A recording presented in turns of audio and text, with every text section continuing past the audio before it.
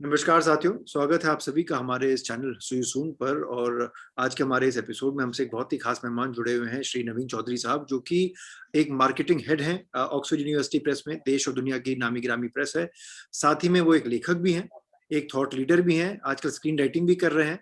और जैसा कि आप सब जानते हैं कि संक्रमण के इस दौर पे हमेशा हमारी एक छोटी सी मुहिम रहती है कि आपको हम नए नए लोगों से अवगत कराएं, उनके बारे में जानकारी लें और उनकी जीवन की जो गाथा रही है उससे हम भी कुछ सीखें। लेकिन सत्र को शुरू करने से पहले हम अपने दर्शकों से एक छोटी सी अपील ये करना चाहते हैं, क्योंकि संक्रमण का दौर चल रहा है, लॉकडाउन देश में खुल रहा है, धीरे धीरे कई जगह खुल भी चुका है। तो इसमें थोड़ी सी आप सभी सतर्कता बरतें। ऐसा ना हो कि आप अपना मास्क नाक के लगा के नीचे घूमना शुरू कर दें, दूरी ना बढ़ाएं जो सोशल डिस्टेंसिंग रिक्वायर्ड है, लापरवाही ना बरतें, क्योंकि देश में जो दूसरी जो लहर हम लोगों ने देखी बहुत ही भयावह थी। बहुत लोगों के परिवार का इसमें असर पड़ा है, बहुत बच्चों पे इसका असर पड़ा है। और इस चैनल के थ्रू हमारी छोटी सी अपील है आप तक कि अपने जो गार्ड को कहते हैं कि अंग्रेजी में don't let your guard down. तो कोई भी लापरवाही ना बरते और थोड़ा सा सजग रहें, ताकि आप, आपके परिजन, आपके जो साथी हैं, आपके मित्र हैं, परिवार वाले जो लोग हैं, वो सब सुरक्षित रहें। तो नवीन जी, बहुत बहुत स्वागत है आपका हमारे इस चैनल पे। आपने धन्यवाद। हमसे जुड़ने के लिए आज समय निकाला। हमारी जो सवाल जवाब की श्रृंखला रहती है बड़ी सरल रहती है। वैसे तो हम इसको लीगल चैट सीरीज कहते हैं, लेकिन इसमें हम लॉ से ज्यादा किसी भी अपने जो अतिथि होते हैं उनकी जीवन के बारे में बात करते हैं। और मैं समझता हूँ कि कानून बहुत ज्यादा नहीं तो कहीं ना कहीं हम सबके जीवन में रहता है। आपके जीवन में भी कुछ इसके अंश रहे हैं, उसको हम बिल्कुल। डिस्कस करेंगे जी। जब हम आगे चलेंगे। पर जो हमारा जो ये जो सवाल जवाब की जो श्रृंखला है, उससे जाने से पहले मैं आपसे एक छोटा सा सवाल करना चाहूंगा कि आप अपने शुरुआती जीवन के बारे में, शुरुआती पढ़ाई के बारे में हमारे दर्शकों को थोड़ा सा बताएं। अपनी यात्रा साझा करें कि कहाँ कहाँ आपने पढ़ाई की। उसके बाद कौन सा वो पल रहा जब आपने सोचा कि आपको एमबीए करना चाहिए और एक मार्केटिंग की तरफ जाना चाहिए, जो आपको रुझान रहा। एक बार जब आप उसका मुझे जवाब दे देंगे तो उसके बाद फिर मैं आपकी प्रोफेशनल यात्रा पे आऊंगा और वहां पे आपसे सवाल जवाब की प्रॉपर एक दूसरा क्यू&ए शुरू करेंगे। जरूर सर, थैंक यू। तो दोस्तों, नाम तो आप मेरा जानते हैं, नवीन। और मैं मूल रूप से बिहार मधुबनी का हूँ, लेकिन जी। मेरे फादर प्रोफेसर रहे हैं और वाइस चांसलर रहे हैं, तो जयपुर में उनकी पोस्टिंग थी। तो एक तरह से ये माने कि मैं जयपुर का हो गया। मेरी सारी पढ़ाई जो है वो जयपुर में हुई। मैं केंद्रीय विद्यालय जयपुर से पढ़ा, राजस्थान विश्वविद्यालय से मैंने ग्रेजुएशन किया। और चूंकि हम लोग टीचिंग लाइन के लोग, हमारी पूरी फैमिली टीचिंग वाली थी, तो यही था कि या तो बैंक की तैयारी कर लो, नेट दे लो, पीएचडी कर लो। तो मैंने एमए इकोनॉमिक्स भी किया। जी। और कहीं ना कहीं एक ये थोड़ा सा डाउट था उस पीरियड में, अगर आप कहें तो हम लोगों के साथ एक हमेशा ही रहता है कि हम मिडिल क्लास के जो लोग हैं। और जो समय था मेरा 95 में मैंने स्कूल पास किया, 99 में मैंने ग्रेजुएशन किया, 98 जी। 99 में मैंने ग्रेजुएशन किया है। तो उस समय में मार्केट ओपन हो रहा था, तो बहुत सी चीजें हमें समझ नहीं आ रही थी कि हमें क्या करना है। जी। परिवार की दृष्टि से देखा जाए तो हमारे पास वही ऑप्शन थे कि आप सरकारी नौकरी के लिए ट्राई कर लीजिए, प्राइवेट तो कुछ कहीं देखा ही नहीं जाता। जी। मैं भी एमए करने के बाद जो है पीएचडी के लिए मैंने एनरोल कर दिया था, और मेरा था कि मैं नेट की तैयारी करूंगा, और ये सारी चीजें शुरू हो गई। इसी बीच में मेरे पास एक प्रोजेक्ट आया था जो कि आरबीआई का प्रोजेक्ट था, जी। एनसीएआर उसको कर रहा था। और उस प्रोजेक्ट को मुझे जब करने का मौका मिला, तो उसको करते हुए शुरुआत वो सर्वे से थी। कुछ सर्वे करना था, कुछ स्मॉल मीडियम एंटरप्राइजेस के साथ, उनके बैंक के और आरबीआई की कुछ पॉलिसीज को लेकर बात करनी थी। ये करने के जब शुरुआत हुई तो 10-15 दिन के बाद ही जो है, जो सर्वे हेड कर रहे थे, उन्होंने मुझे, जो टीम हमारी डिपार्टमेंट से चुनी गई थी, उन्होंने जी। मुझे उसका लीडर नियुक्त कर दिया कि भाई तुम इस टीम को लीड करोगे मेरी एब्सेंस में, और तुम सबके बिहाफ पे रिपोर्ट करोगे। तो मुझे अच्छा लगा। इस बीच मुझे ये एहसास हुआ कि मैं किस चीज में अच्छा हूं। तो लोगों से बात करना, उनसे इंफॉर्मेशन अगर मुझे चाहिए, क्योंकि आप बैंक से आरबीआई के नाम से जाते तो लोग घबरा जाते हैं कि अरे जी। पता नहीं क्या मांगने वाला है, तो वो जी। जवाब नहीं देते। तो वो उनसे जवाब निकलवाना जो है, वो मुझे लगा कि हाँ, शायद कहीं ठीक हो सकता है। तो जी। ये अपना ही हुनर हम नहीं जानते थे कि ये किया जी। जा सकता है। उसी पीरियड में नेट और इन सबको लेके, नौकरियों को लेके जिस तरह के रफड़े चलते होते हैं, वो सारे, वो अलग कहानी है, वो बहुत फिर अलग दूसरी कहानी हो जाएगी, तो मैं उसमें नहीं जी। जाता। लेकिन वो एक स्ट्रगल फेज था कि भाई इसमें भी मार्केट नहीं है, जॉब्स प्रॉपर नहीं है, तो क्या ऐसा किया जा सकता है कि हम अपने कैरियर में जाए। तो उसी बीच में जब कैरियर ऑप्शंस की बात होने लगी, तो कुछ लोगों से पता लगा कि एमबीए करके ऑप्शन होता है, जिसका नाम जी। सुना था, लेकिन मैं जानता नहीं था कि एग्जैक्टली क्या होता है। तो मार्केटिंग का जो है, वहां से मुझे दो स्ट्रीम समझ में आई अपने लिए, कि एक तो मार्केटिंग हो सकता है, एक एचआर हो सकता है। ये जी। दो जो है मेरे अपनी पर्सनैलिटी के हिसाब से, मेरे अपने स्किल सेट के हिसाब से शायद काम करेगा। जी। मैंने एमबीए में एडमिशन लिया। एमबीए एडमिशन लेने के बाद मैं काफी हद तक एचआर के मूड में ही था। लेकिन जब सेकेंड ईयर में आया, तो मेरे सीनियर्स ने भी काफी कुछ मुझे कहा कि नहीं, तुम्हें मार्केटिंग करना चाहिए, एचआर नहीं करना चाहिए। और उनका शायद कहने का कारण ये कहीं नहीं था कि मैं पढ़ने में बहुत अच्छा था। प्राइमरीली जो है पढ़ने में मैं एवरेज स्टूडेंट था, मतलब मैं 60 से नीचे नहीं गया, 70 से ऊपर भी नहीं गया, तो ऐसा ही सीन रहा। तो उसमें जो है सीनियर्स ने साल भर में जो केस स्टडीज होती हैं या हम लोग बहुत सारी एक्टिविटीज में, एमबीए के अंदर जो मुझे अच्छी चीज दिखी थी, प्रैक्टिकल एस्पेक्ट बहुत काम होता है। तो जो प्रैक्टिकल एस्पेक्ट काम हुआ, वहां मेरे सीनियर्स ने भी मुझे सजेस्ट किया कि यार एचआर ठीक है, तू बंदा इस तरह का है कि इंटर रिलेशन बना रहेगा, लेकिन तू कहीं ना कहीं क्रिएटिव साइड में काम कर सकता है। जैसे कॉलेज की तरफ से कई सारे जो स्किट कंपटीशन में जाते थे, तो अगर कोई मेरे पास एक स्किट लिख के ले आया कि यार ये लिखा है, इसकी डायलॉग नहीं बैठ रहे हैं या ये कहानी नहीं बैठ रही, मैं उसको ठीक कर देता था। कभी कभी मैं खुद ही पूरा लिख देता था कि अच्छा इसको ऐसा करते हैं और हम इस तरह से प्रेजेंट करेंगे। तो उनको लगा ये सारी चीजें जो है मार्केटिंग में या एडवर्टाइजिंग के लाइन में तुम जाओगे तो तुम ज्यादा बेहतर कर पाओगे। तो फिर मैंने एमबीए मार्केटिंग ले लिया। और किस्मत ये रही कि मार्केटिंग के अंदर भी लोग ये कहते हैं कि मार्केटिंग और सेल्स दोनों को एक समझते हैं, ये दोनों भिन्न चीजें हैं। तो मार्केटिंग के अंदर जो है आप प्रोडक्ट को मार्केट कर रहे हैं, आप बेचने नहीं जा रहे, आप उसको बेचने के लिए एक माहौल तैयार करते हैं, अवेयरनेस क्रिएट करते हैं। और सेल्स में आप प्योरली सेल्स करते हैं। तो मुझे जो है पहली जॉब ही दैनिक जागरण में एज अ ब्रांड एग्जीक्यूटिव मिली, जहां मुझे मार्केट क्रिएट करना था। फिर वो रास्ता वहीं बन गया। तो जागरण के बाद मैंने आदित्य बिरला में काम किया, रिटेल में, उनके मोर सुपर मार्केट खुल रहे थे। तो पहले नोएडा से करियर शुरू हुआ, फिर जयपुर अपने घर में ही आदित्य बिरला में काम मिला। हालांकि उसका अलग वो होता है कि जब स्टोर खुले थे, आपके उस पर भी आऊंगा, 2 मिनट आपको पॉज करना चाहूंगा नवीन जी यहाँ पे, क्योंकि मैं आपकी किताब जो आपने लिखी है जनता स्टोर्स के बारे में भी तो अपने दर्शकों को बता दूं कि आपने वो किताब लिखी है, हिंदी की किताब है, बहुत अच्छा उपन्यास है, उसको पढ़े, अमेजोन पे उपलब्ध है, बाकी जगह पे भी अगर उपलब्ध हो आप जरूर बताइएगा हमें। लेकिन उस किताब से मतलब अभी तक मैं पढ़ नहीं पाया उस किताब को, लेकिन मैंने आपके कुछ अंश उसके बारे में सुने हैं, यूट्यूब में देखे हैं। और आपकी कॉलेज लाइफ पे थोड़ा सा आपको पहले ले जाना चाहूंगा, उसके बाद आपके दैनिक जागरण, आदित्य बिरला ग्रुप और बाकी चीजों पर भी आएंगे। कि ऐसा माना जाता है कि किताब आपके जीवन से काफी मिलती जुलती है और आप स्टूडेंट पॉलिटिक्स में बहुत एक्टिव रहे। तो थोड़ा सा उस फेस के बारे में बताएं। मेरे सवाल पूछने के 2 औचित्य हैं। पहला, जो बच्चे हमसे जुड़े हुए हैं, कई तो स्टूडेंट पॉलिटिक्स में होते हैं, कई नहीं होते हैं। दूसरा, जैसे मैंने बताया कि कानून से हम कहीं ना कहीं मिल जाते हैं, तो वो वक्त आपके जीवन में भी रहा जहां आपको पुलिस प्रशासन वगैरह से भी शायद रूबरू होना पड़ा। तो उस जो आपका जो कार्यकाल रहा, उस जरा कहानी को संक्षेप में हमसे साझा कीजिए, और थोड़ा बच्चों को भी, ताकि उससे थोड़ा प्रेरणा मिल सके कि स्टूडेंट यूनियन में अगर नेतागिरी करनी हो तो कैसे करें, और अगर अपने बागडोर संभाल ली अपने कॉलेज की तो कैसे करें। जी बिल्कुल। ये छात्र राजनीति जो है ये बाय चांस हुआ, ये भी मेरे साथ बाय चांस हुआ था। मतलब ऐसा कोई मेरा विचार नहीं था कि मुझे छात्र राजनीति में जाना है।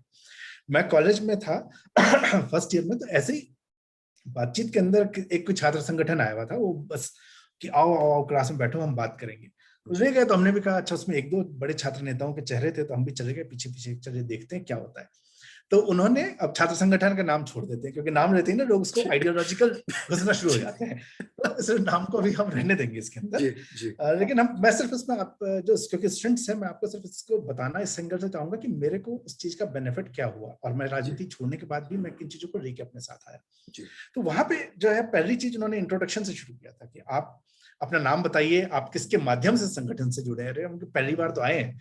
तो मेरा एक क्लासमेट था, उसने कहा कि यार हम सब नवीन के कहने पाए, हम कहेंगे नवीन के थ्रू आए। तो वो एक लाइन से इंट्रोडक्शन शुरू हुआ कि भाई आप कब से इस कॉलेज में, कौन से ईयर में है। तो सबने कहा कि हम नवीन चौधरी के थ्रू इस ऑर्गेनाइजेशन से मिल रहे हैं। और वो कह रही है कौन आदमी। सबसे एंड में मैं खड़ा हुआ, और जब मैं खड़ा हुआ तो ये ना सोचे कि लंबा चौड़ा आदमी हुआ था, जैसा मैं आज दिख रहा हूँ। मेरा वजन अभी 84 किलो है, तब 48 होता था। तो एक सीकड़ा सा लड़का जिसकी शर्ट जो है हैंगर पे टंगी हुई, वो खड़ा होता है, कहता है जी मैं नवीन चौधरी। तो वो जो है कहीं ना कहीं उनकी नजर में आ गया। तो नजर में आने के बाद वो जो ऑर्गेनाइजेशन है, कॉलेज में काफी काम करता था। चुनाव लड़ना एक है, लेकिन वो स्टूडेंट से काम बहुत करते थे। तो कॉलेज की जो एक्टिविटीज है, मैं कहीं ना कहीं उसमें इन्वॉल्व होना शुरू हो गया। और एक मेरी पर्सनैलिटी का शायद एक एंगल जो है निकल के भी वहीं से आया कि आप लोगों से बात करना, चीजों को आगे बढ़ाना। एमबीए में तो हमें बाद में समझ में आया, ये कॉलेज से शुरू हुआ। तो जब मैं उसमें जुड़ना शुरू हुआ, तो फिर मुझे जो है एक नॉलेज मेरी ओपन हुई पॉलिटिक्स से लेके और बाकी चीजों पे। हमारे जो राइट्स की बात करते हैं, और जब कानून की बात करते हैं तो हमारे राइट्स से संबंधित भी है बेसिकली। तो क्या सिस्टम जो डिसीजन ले रहा है, कई बार सुनने में सही लगता है, उससे कई सारे एस्पेक्ट्स हो सकते हैं। उस एस्पेक्ट को आप डिफरेंट एंगल से देखते हैं, जो कि आप कानून के लोग उस चीज को ज्यादा अच्छे से समझ सकते हैं कि एक चीज के कितने एस्पेक्ट्स हैं और उसको कैसे देखा जाए। तो वो एस्पेक्ट्स को समझना जो है मेरा वहां पे डेवलप हुआ। और उसके साथ ही कहीं ना कहीं मैं आंदोलन में जुड़ना, आंदोलन में भी जाने लगा। और आंदोलनों में ये तो कई बार हुआ कि पुलिस पकड़ के ले गई और कहीं शहर के बाहर जाके छोड़ा दी थी। या फिर कभी होता था कि आपको ले जाके लॉकअप में बंद कर दिया गया और आपको 3-4-5 घंटे बिठा के छोड़ देते हैं। लेकिन एक बार ऐसा हुआ जबकि जो है प्रॉपर क्योंकि वो राजभवन के ऊपर मैंने प्रदर्शन किया था। हम लोग उस टाइम, एक करप्शन केस था यूनिवर्सिटी में, तो राजभवन पे जब वो प्रदर्शन हुआ तो उस प्रदर्शन के समय धारा 144 टूटी, तो आप पहले वहां अरेस्ट हुए, फिर लड़कों ने कुछ पुलिस वालों से बदतमीजी भी कर दी, तो वो सारा भी केस होते हुए और हम लोगों को सेंट्रल जेल भेजा गया उसमें। तो जेल में 36 घंटे में करीब रहा, तो वो एक बड़ा ही अलग अनुभव था। क्योंकि हम लोग छात्र संगठन से थे, तो जैसा फिल्मों में देखते हैं वैसा हमारे साथ कुछ नहीं हुआ, लेकिन जेल और कोर्ट, ये दोनों जो मैंने फिल्मों में देखा था, पहली बार मुझे झटका लगा जाके, करे ये ऐसा होता है क्या कोर्ट? जी, कटघरा टाइप का तो कुछ था ही नहीं, एकदम अलग होता है। एक लकड़ी का गोल सा वो था और उसके ऊपर आदमी खड़ा होता था, वहां खड़ा है वो, मैं तो देखा बड़ा सा कटघरा होगा और गीता पे हाथ रखवाएंगे, ऐसा कुछ भी नहीं हुआ। मैं जरा ये पूछना चाहूंगा कि कौन सा कोर्ट में आप गए, कौन सा वो जिला न्यायालय था जहाँ पे आप गए? ये सेशन कोर्ट में हुआ था जयपुर में हमारे। जी, जयपुर में। जी जी जी, जयपुर। तो वो अलग ही अनुभव था। बाकी कुछ एक मैंने देखा कि छोटे से वो बने होते हैं कटघरे, तो उसके बाद तो बहुत सारे दोस्त वकील रहे, छात्र राजनीति में वकील ज्यादा हैं, तो इसलिए जाना ना रहा, लेकिन वो कोर्ट फिल्मों की दुनिया से एकदम अलग था काफी। तो ये जो जेल में जाने के बाद मुझे वहां पे कई और जटिलताएं समझ में आई। वहां मैं बहुत से ऐसे लोगों से मिला जो कि अंदर थे, कानूनी तौर पे वो कितना सही कह रहे थे कितना गलत, मैं उसको नहीं जानता अभी भी। लेकिन जैसे एक आदमी ने मुझे वहां कहा कि वो अंदर इसलिए है क्योंकि किसी ने उससे कागज पे साइन करवाया और वो आदमी भाग गया। तो मैंने कहा ये क्या हुआ? तो फिर पता चला कि उसने किसी की जमानत दी थी। इसको खुद नहीं पता ठीक से कि क्या करना था उसमें, इसने बस आदमी है और वो आदमी गायब हो गया और उसको पकड़ लिया गया। अब वो टेक्निकली क्या सही था क्या गलत, वो मैं नहीं समझ पाया समय में। लेकिन ऐसे बहुत सारे मुझे मैटर समझ में आए, बहुत सारे ऐसे गरीब लोग मुझे मिले जिनका कि शायद ऐसे केसेस थे जो कि बड़ी इजीली उनको बेल मिल सकती थी, लेकिन उनको समझ में नहीं आया कि उसको कैसे उनको कोर्ट में अपनी बात रखनी है, या उनके पास कोई ढंग का वकील नहीं था जो उनकी बात को ले जा सके। तो वैसे वाले बहुत सारे केस थे। एक पाकिस्तानी टेररिस्ट भी मुझे वहां पे दिखा, तो वो उसको देखना जो है वो बड़ा ही अलग अनुभव था, क्योंकि शाम को जब उसको टहला रहे थे तो जैसे वो क्या करते हैं, बैरक्स में रख देते हैं कैदियों। तो ये जो बैरक्स से निकल के आए शाम के टाइम में, वो वॉलीबॉल वगैरह खेलने के लिए सबको घूमने का मौका दिया जाता है। उस पीरियड में वो बंदा तब भी बेड़ियां पहन के घूम रहा है, तो वैसा एक आदमी। फिर मुझे एक बंदा नजर आया डैशिंग सा, पता चला कि अच्छा ये जयपुर का सबसे उस टाइम का फेमस मर्डर केस हुआ था। फेमस तो नहीं कहना चाहिए उसको, लेकिन बहुत ही सनसनीखेज मर्डर केस हुआ था, जिसमें 2 करोड़ के हीरे शहर के सबसे प्रमुख चौराहे पे गुप्ती होती है। पता नहीं, अब तो मैं नहीं सुनता, उस टाइम में गुप्ती का तलवार जैसे छोटी सी होती है। जी, छोटी सी हो जो, हाँ गुप्ती जी। वो गुप्ती मार के और उसका मर्डर किया, 2 करोड़ के हीरे छीन के वो बंदा चला गया। और उसके बारे में ये कहा जाता था उसको जब बाहर निकलना है वो बाहर निकल जाता है, बीमार हो जाता है, हॉस्पिटल में होता है और वहां से फिर से काम चलते हैं। तो ये सारी चीजें बड़ा अलग सा अनुभव था। तो पुलिस का काम और जो कानून है जिस तरह से देखा जाता है, हालांकि केस बाद में गवर्नमेंट ने हटा दिया हमारे ऊपर से, तो वो सारी चीजें जो है वो एक अलग ही अनुभव था मेरे लिए। और मैं ये मानूं कि उसका एक फायदा ये रहा कि जो पुलिस स्टेशन से हम लोग को डर लगता है, वो डर तो खैर अभी भी होता है, लेकिन हम चाहते नहीं कि हमें कभी जाना पड़े ऐसे चक्कर में, कभी पढ़ना पड़े पुलिस या कानून। लेकिन अब मुझे उस पूरे पीरियड में एक बात समझ में आई कि कानून जो है कहीं ना कहीं आपकी मदद के लिए है। अगर आप हैं, सही हैं, तो आपको बिना हिचक के जाना चाहिए। हाँ, सिस्टम में करप्शन बहुत जगह है, वो गड़बड़ होती है, लेकिन ऐसा नहीं है कि कभी काम नहीं होता। मेरे साथ अभी तक फॉर्चुनेटली चीजें सही रही है। मैंने कई बार आरटीआई का इस्तेमाल किया है, 1-2 बार मुझे जरूरत पड़ी पुलिस स्टेशन में रिपोर्ट लिखवाने की कई चीजों को लेकर, तो वो सब चीजें जो है मुझे लगा कि वो अनुभव मेरा तुलनात्मक रूप से सही है, जैसा मैं लोगों से सुनता हूँ। और शायद उसमें कहीं ना कहीं मुझे लगता है कि एक कारण ये रहा होगा, वो जो छात्र राजनीति के दिनों में मैंने पुलिस का या कोर्ट की वर्किंग को देखा, वो कहीं ना कहीं मुझे एक भरोसा दे के गया हुआ था कि मैं बात करूंगा और मैं जानता हूँ कि मैं क्या बात कर रहा हूँ, मैं सही हूँ कि गलत हूँ। उसने मेरे को उसमें हेल्प की थी। कहीं ना कहीं एक सिस्टम पे विश्वास बन जाता है। आपने बोला चाहे सही हो गलत हो, क्योंकि कई बार हम लोग मूल्यांकन नहीं कर पाते, स्पेशली जो आम जनता होती है, जो वकील नहीं है, जो वकालत नहीं समझती, उनको लगता है कि हर कोई बुराई है, ऐसा नहीं होता। और दूसरा, आपने अच्छी बात की नवीन जी इसमें, कि जो असल में कोर्ट है, जो असल में जेल है, वाकई बहुत फर्क है जो फिल्मों में देखने को मिलता है, और एक तरीके का झटका भी है। एक छोटा सा सवाल मेरा आपसे इसलिए भी निकल के आता है क्योंकि आप छात्र राजनीति में बतौर छात्र आप इतने सक्रिय रहे। आज की जो आप छात्र नीति देखते हैं, जो जैसे इतने सेडिशन के केसेस लग रहे हैं, अभी परसों हमारे माननीय दिल्ली हाई कोर्ट के जजमेंट भी आया है कि सेडिशन को लेके, और जो बच्चे जो विश्वविद्यालय में वो जो आलोचना करते हैं उनमें बड़ा फर्क है। हर एक को ऐसे उठा के जेल में नहीं डाल देना चाहिए, वो नहीं डालना चाहिए। तो आपके हिसाब से इतने सालों में, तकरीबन 20 सालों में, आपको लगता है कि छात्र राजनीति बदल गई है या और उग्र हो गई है? आपका इस पे क्या विचार है? मुझे लग रहा है छात्र राजनीति पहले के मुकाबले कहीं ना कहीं उस हिसाब से निकली नहीं है। जेएनयू में अभी कुछ एक केसेस जो निकल के आए हैं, इसमें हमें ऐसा लग रहा है। लेकिन अगर मैं बड़े एंगल पे देखूं, तो मैं 8th में था शायद, उस टाइम आरक्षण के खिलाफ एक पूरा वो आंदोलन चला था। तब उसमें अपन कोई साइड नहीं लेते, मैं सिर्फ छात्र आंदोलन की बात कर रहा हूँ। छात्र आंदोलन जो हुआ था तो वो सभी विश्वविद्यालयों से निकला था।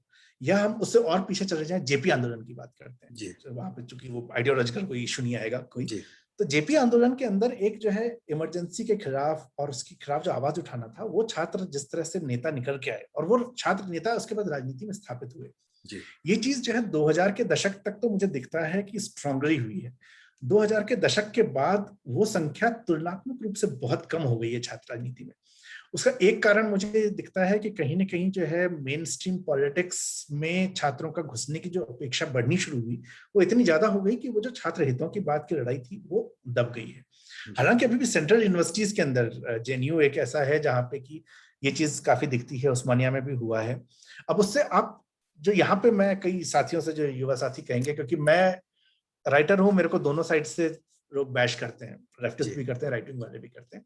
और करने का कारण उनका ये है कि मैं किसी चीज से सहमत या असहमत होना एक अलग बात है। यदि कोई व्यक्ति ये कहता है कि जी ये सरकार अच्छा काम नहीं कर रही और मुझे लगता है सरकार अच्छा काम कर रही है, तो ये मेरी सोच है। लेकिन मैं ये मानता हूं कि उस आदमी को ये कहने का पूरा हक है कि सरकार अच्छा काम नहीं कर रही है जी, उसको अपना तर्क देने का हक है। ये जो एक चीज है, ये मुझे लग रहा है कहीं ना कहीं छात्रों में निकल के आने की जरूरत है। अगर किसी छात्र को लगता है कि सरकार अच्छा काम कर रही है, तो उसके लिए आप गाली गलौज करने की जगह आपसे समर्थन में आप अपने तर्क लेके आए। अगर किसी को लगता है कि सरकार बुरा काम कर रही है, तो वो उस चीज को करे। अभी क्या हो गया है कि जो डिबेट हो गई है वो सोशल मीडिया के बाद वो एकदम डिवाइड हो गई कि या तो आप इधर है या आप उधर है। आप एक सेंटर अप्रोच या एक ऐसा अप्रोच जिसमें आपको लगता है कि ये चीज इधर ठीक है और ये चीज इधर ठीक है, वो आप करना ही नहीं चाहते हैं। वो एक एंगल मुझे लग रहा है छात्र राजनीति के अंदर कहीं ना कहीं अभी मिस हुआ है। और आइडियोलॉजिकल इम्पैक्ट जो है वो किसी दूसरे तरीके से बढ़ा है। पहले क्या होता था कि आइडियोलॉजी के साथ तो छात्र लड़ते थे।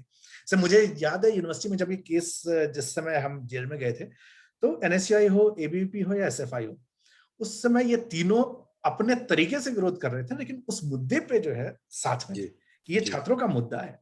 अभी क्या होता है कि वो मुद्दा एकदम डिवाइड हो जाता है। जैसे ही अगर एसएफआई ने कहा कि हम विरोध में, एबीवीपी के समर्थन में आ जाएगी, एबीपी अगर विरोध में है तो एसएफआई के समर्थन में आ जाएगी। तो ये हो रहा है, ये चीज जो है मुझे मिसिंग इस टाइम लग रही है। तो ये तो मैं छात्र राजनीति को इस तरीके से देख रहा हूँ। दूसरा जो पॉइंट है कि जिस तरह से सेडिशन चार्जेस लगे हैं, ये मुझे लगता है कि हमेशा सरकारें कभी चाहती नहीं है कि हम बात करें। ये सरकारों के साथ बहुत बड़ा दिक्कत है।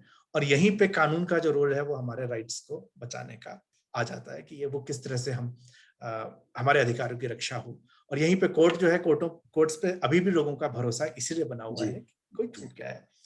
इनमें से जो लोग गिरफ्तार हुए थे, उनमें से कुछ लोगों की बातों से मैं सहमत नहीं हूं, लेकिन मैं उनकी गिरफ्तारी से भी सहमत नहीं जी। मुझे लगता है कि उनका ये राइट है, जो चीज उनको लगती है कि ऐसे नहीं, ऐसे होना चाहिए, क्योंकि किसी भी चीज का एक तरीका तो होता नहीं है, उसके कई तरीके हो सकते हैं। तो उस चीज को जब वो अपनी बात को कह रहे हैं, उस बात को सुना जाना चाहिए। और चूंकि मैंने आपके विरोध में कह दिया, इसलिए मैं सेडिशन का चार्ज आप मुझ पर नहीं लगा सकते, क्योंकि यही बात तो 1975 की अगर हम बात करें, जब इमरजेंसी लगी थी, तो उसका विरोध भी तो यही था। तो आज उस चीज का विरोध क्यों ना हो। तो ये जो है कहीं ना कहीं ये एक गड़बड़ हो रहा है। मुझे लग रहा है कि छात्र संगठन कोई भी हो, विचारधारा को छोड़ के यहाँ पे उनको इस बात पे सामने साथ आना चाहिए कि हमारे जो राइट्स हैं एज अ सिटीजन, वो राइट्स हमारे बने रहें। जी, आपने बड़ी अच्छी बात की नवीन जी, लेकिन मेरा एक छोटा-सा इसमें एक मैं अपनी टिप्पणी भी कहूँगा और आपका मत भी जानना चाहूँगा कि विरोधाभास अपनी जगह है और शिष्टाचार अपनी जगह। और जो मैं आजकल देख पा रहा हूँ युवाओं में, चाहे वो बच्चे वकालत की पढ़ाई कर रहे हों, चाहे किसी कॉलेज या किसी यूनिवर्सिटी में हो, तो आपने बताया कि फ़र्क तो वाक़ई में काफ़ी आ गया। और जो शिष्टाचार की प्रणाली होती है, जो एक व्यवहार कुशलता होती है, वो कहीं न कहीं गायब होती सी दिखाई दे रही है। चाहे वो ट्विटर का माध्यम हो, चाहे वो इंस्टाग्राम या कोई भी सोशल मीडिया, मैं किसी एक सोशल मीडिया की बात नहीं कर रहा। लेकिन इतनी आम तौर पे गाली-गलौज एक-दूसरे को दी जाती है। एक कहते हैं ना, एक बेसिक जो थ्रेशोल्ड होता है दूसरे की बात समझने का, वो भी नहीं है। तो जैसे कोई भी चीज़ सेकंडों में वायरल हो जा रही है आजकल। छात्र आपस में भिड़ जा रहे हैं। उसमें जो एक अल्टीरियर मोटिव कहीं न कहीं है, फिर बाद में खैर कोर्ट का तो एक अलग अपनी प्रक्रिया है कि ट्रायल देखेगा, चीज़ों को समझेगा, उसमें छानबीन होती है, बहुत सारी तफ्तीश देखी जाती है। पर जो विरोधाभास और जो शिष्टाचार की मैं बात रखना चाह रहा हूँ अपने दर्शकों तक और आपका भी मत इसमें जानना चाहता हूँ, ये कितना ज़रूरी है आज की तारीख में? हम जैसे लोगों का भी इसमें उत्तरदायित्व बनता है, यंग बच्चों तक, युवाओं तक इस बात को करना कि देखिए आप अपनी बात कहिए, लेकिन उसको शिष्टाचार से कहिए, उसको तरीके से कहिए। उसमें ऐसा ना हो कि अगर कहते हैं ना इंग्लिश में एक कहावत है, इफ कहते हैं माय वे और द हाईवे, कहते हैं कि अगर मेरी बात नहीं है तो जाओ जी, रास्ता नापो अपना। तो ये नहीं होना चाहिए, ऐसा आजकल बहुत दिख रहा है। इस पे आपका क्या कहना है? इसका तो मुझे लगता है सबसे ज्यादा जरूरत है शिष्टाचार की, क्योंकि जो हम जिस डिबेट को कर रहे हैं वो डिबेट वहीं डीरेल हो जाती है जैसे ही वो बहस जो है एक दूसरे के ऊपर पर्सनल अटैक में आ जाए। मैं एक उदाहरण छोटा सा देता हूँ, और क्योंकि वो आइडियोलॉजिकल डिबेट जहां मैंने कहा दोनों तरफ से फंसते हैं। मैं एक धार्मिक व्यक्ति नहीं हूं, लेकिन मेरा ये मानना है कि धर्म जो है वो आपकी आस्था है, और जो आदमी अपने धर्म को मानता है मैं उसका अपमान करना उचित नहीं समझता। आज की डेट में यदि किसी आदमी ने ये कह दिया कि भाई जय श्री राम, तो वो पॉलिटिकल बन गया, तो आप उसको इमीडिएट संघी घोषित कर देंगे, भले ही वो आदमी एंटी बीजेपी हो। या किसी आदमी ने ये कह दिया कि अरे भगवान भगवान क्या होता है, मंदिर की जगह हॉस्पिटल बना दो, तो आपने इमीडिएट उसको कम्युनिस्ट हो गया। अरे ये ऐसा ऐसा नहीं है। एक आदमी, मैं एक धार्मिक व्यक्ति नहीं होते हुए भी धर्म में मेरी आस्था है कहीं के, मैं एक आस्था वाला व्यक्ति हूँ, आस्तिक न कहूंगा लेकिन मैं आस्था वाला व्यक्ति हूँ। लेकिन एट द सेम टाइम, जैसे हम अभी बात कर रहे थे कि मुझे लगता है कोई आदमी अगर सरकार के खिलाफ कह रहा है मुझसे असहमत होते हुए भी, मैं ये मानता हूँ कि उसने जो कहा है वो उसका राइट है। ये जो चीज है ये डिबेट के अंदर हो सकता है मैं गलत हूँ, हो सकता है वो गलत है। अगर आप शिष्टाचार मेंटेन रखते हैं, और शिष्टाचार मेंटेन होने के साथ जब वो तर्क होता है ना, तो फिर आप तर्क के आधार पे कहीं ना कहीं एक मत बनता है कि यार ये चीज ठीक हो रही है या ये गलत हो रही है। कल एक बीबीसी में मेरे मित्र हैं, जर्नलिस्ट हैं, उनके साथ मेरी चर्चा चल रही थी, और वो और मैं पॉलिटिकली बहुत अलग सोचते हैं। लेकिन जिस एक चीज पे हम दोनों सहमत हो रहे हैं वो ये हो रहे हैं कि यार ये जो लोग चुप हो जाते हैं, वो अपनी साइड के लोगों को कह रहे थे, ये जो एक मौके पे चुप हो जाते हैं ना ये लोग, यही सारी समस्या की जड़ है। और यही बात मैं भी उनको कह रहा था कि इस साइड वाले जब इस तरह आके चुप हो जाते हैं, समस्या की जड़ यहीं पर है। हम दोनों ही अपने साइड में इस चीज को मानने को स्वीकार करते हैं कि जिस साइड को हम ज्यादा पसंद करते हैं, वहां के लोग अगर चुप हो गए या गाली गलौज करने लगे, समस्या बढ़ जाती है। अगर यही चीज आपस में बातचीत और तर्क हो, ऐसे बहुत से लोगों से मेरी डिबेट होती है, वो मतलब 150-200 कमेंट तक डिबेट हो जाती है, और कहीं कोई बदतमीजी नहीं करता।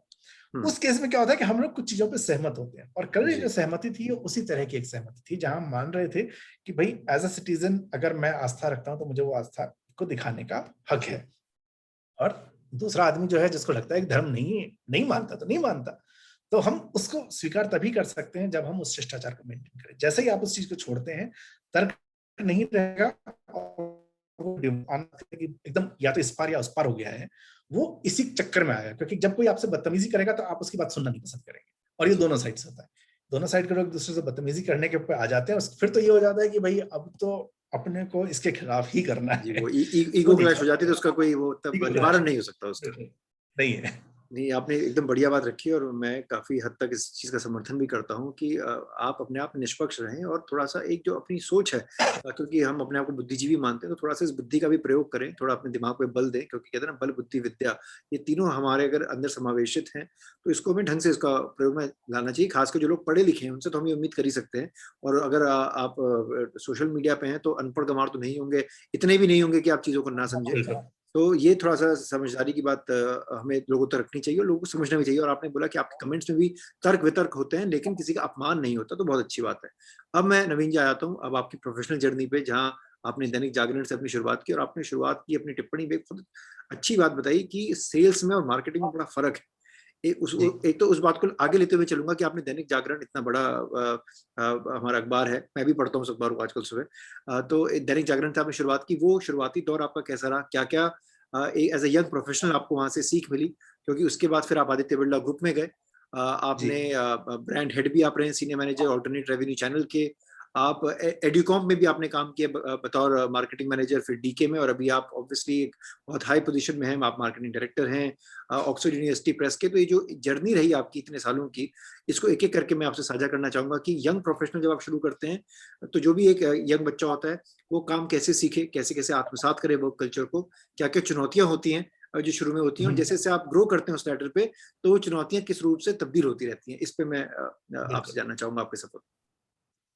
मेरे लिए यहाँ पे दो एंगल है, एक तो काम सीखना, दूसरा पीपल मैनेजमेंट। क्योंकि आप जब काम कर रहे हैं तो आप एक टाइम में मैनेजर भी बनेंगे, और आप किसी के द्वारा मैनेज भी किए जाते हैं। आज मैंने इसके ऊपर एक वो ब्लॉग भी लिखा था लिंक्डइन पे कि वो श्रीकांत तिवारी वाला जो फैमिली मैन में केस है, उसका पीपल मैनेजमेंट की केस स्टडी कैसे देख सकते हैं, उसका और उसके बॉस का झगड़ा। तो अगर आप लोग लिंक्डइन पे वो आर्टिकल देख सकते हैं। जी। तो जागरण में जब मैंने करियर शुरू किया था, तो अभी तक जो मैंने ब्रांडिंग के बारे में पढ़ा वो सारा किताबी ज्ञान था। जी। और ये वैसा ही हो जाता जब आप इस समंदर में फेंक दिए गए। जो मैंने कहा कि फिल्मों का कोड और वास्तविक कोड मेरे लिए जितना अलग था, वैसी ही दुनिया मेरे लिए चेंज हो गई। किताबों की दुनिया और वास्तव में जो काम होता है वो चेंज हो गया। थ्योरी जो है वो आपको कहीं ना कहीं हेल्प करता है चीज को एक अंडरस्टैंडिंग के लिए, कि ब्रांड क्या होता है, प्रोडक्ट क्या होता है, आप प्रैक्टिकल चीज को समझते हैं। लेकिन वो नियम नहीं है। वो नियम जो है कहीं ना कहीं चेंज होगा जब आप काम समझेंगे, जब आप लोगों को समझेंगे। जागरण में जो मेरा मेन काम था वो था कि ग्राउंड एक्टिविटीज करके लोगों तक जागरण को पहुंचाना और कहीं ना कहीं उससे सर्कुलेशन वालों को हेल्प मिले। तो मैं एक्टिविटीज करता था, आइडेंटिफाई करता था कि क्या चाहिए और कैसे लोगों से जुड़े। तो नोएडा में जो है बहुत सारे वो पार्क्स हैं जहाँ लोग आर्टिलरी वाले बैठ योगा वगैरह करते हैं। तो मैंने वो योगा कैंप भी करवाना शुरू कर दिया जागरण के ब्रांड पे। सुबह जाके वो योगा कैंप कर दिया, सारी चीजें हुई। इसी तरह से स्कीम्स जो है बनेंगी, प्रोडक्ट को लोग कैसे खरीदते हैं, किसी चीज को क्या सोच के खरीदते हैं।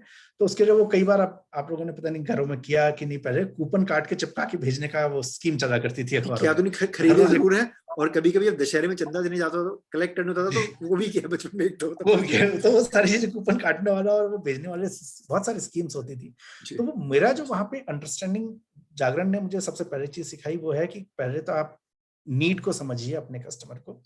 दूसरा, आप उसकी जिंदगी का हिस्सा कैसे बन सकते हैं।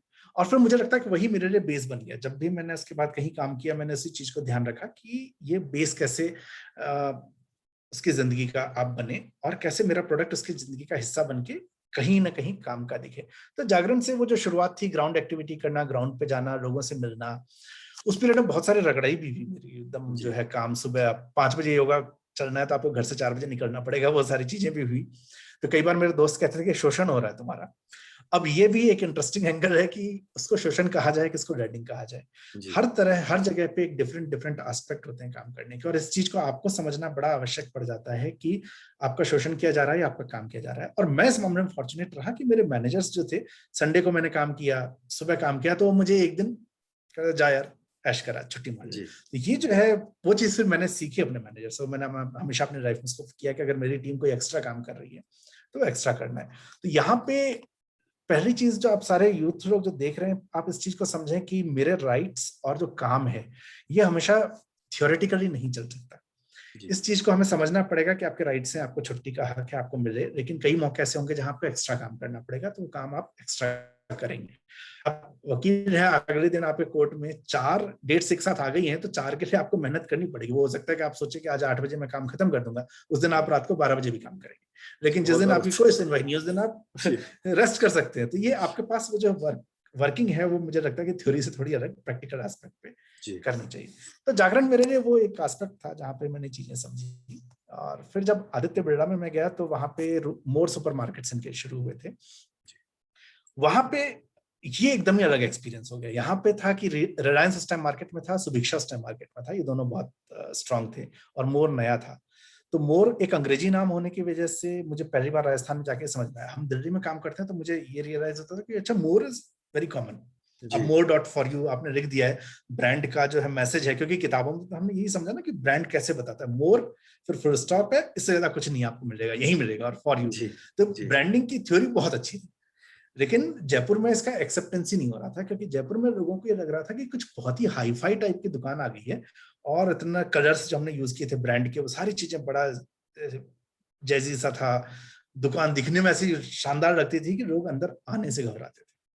अच्छा। फिर ये रिलायंस के साथ ये दिक्कत नहीं थी। रिलायंस जो है तो नाम अलग हो गया। अच्छा, हम लोग आदित्य बिरला उस टाइम यूज नहीं करते थे इसके ऊपर, सिर्फ मोर यूज किया जाता था।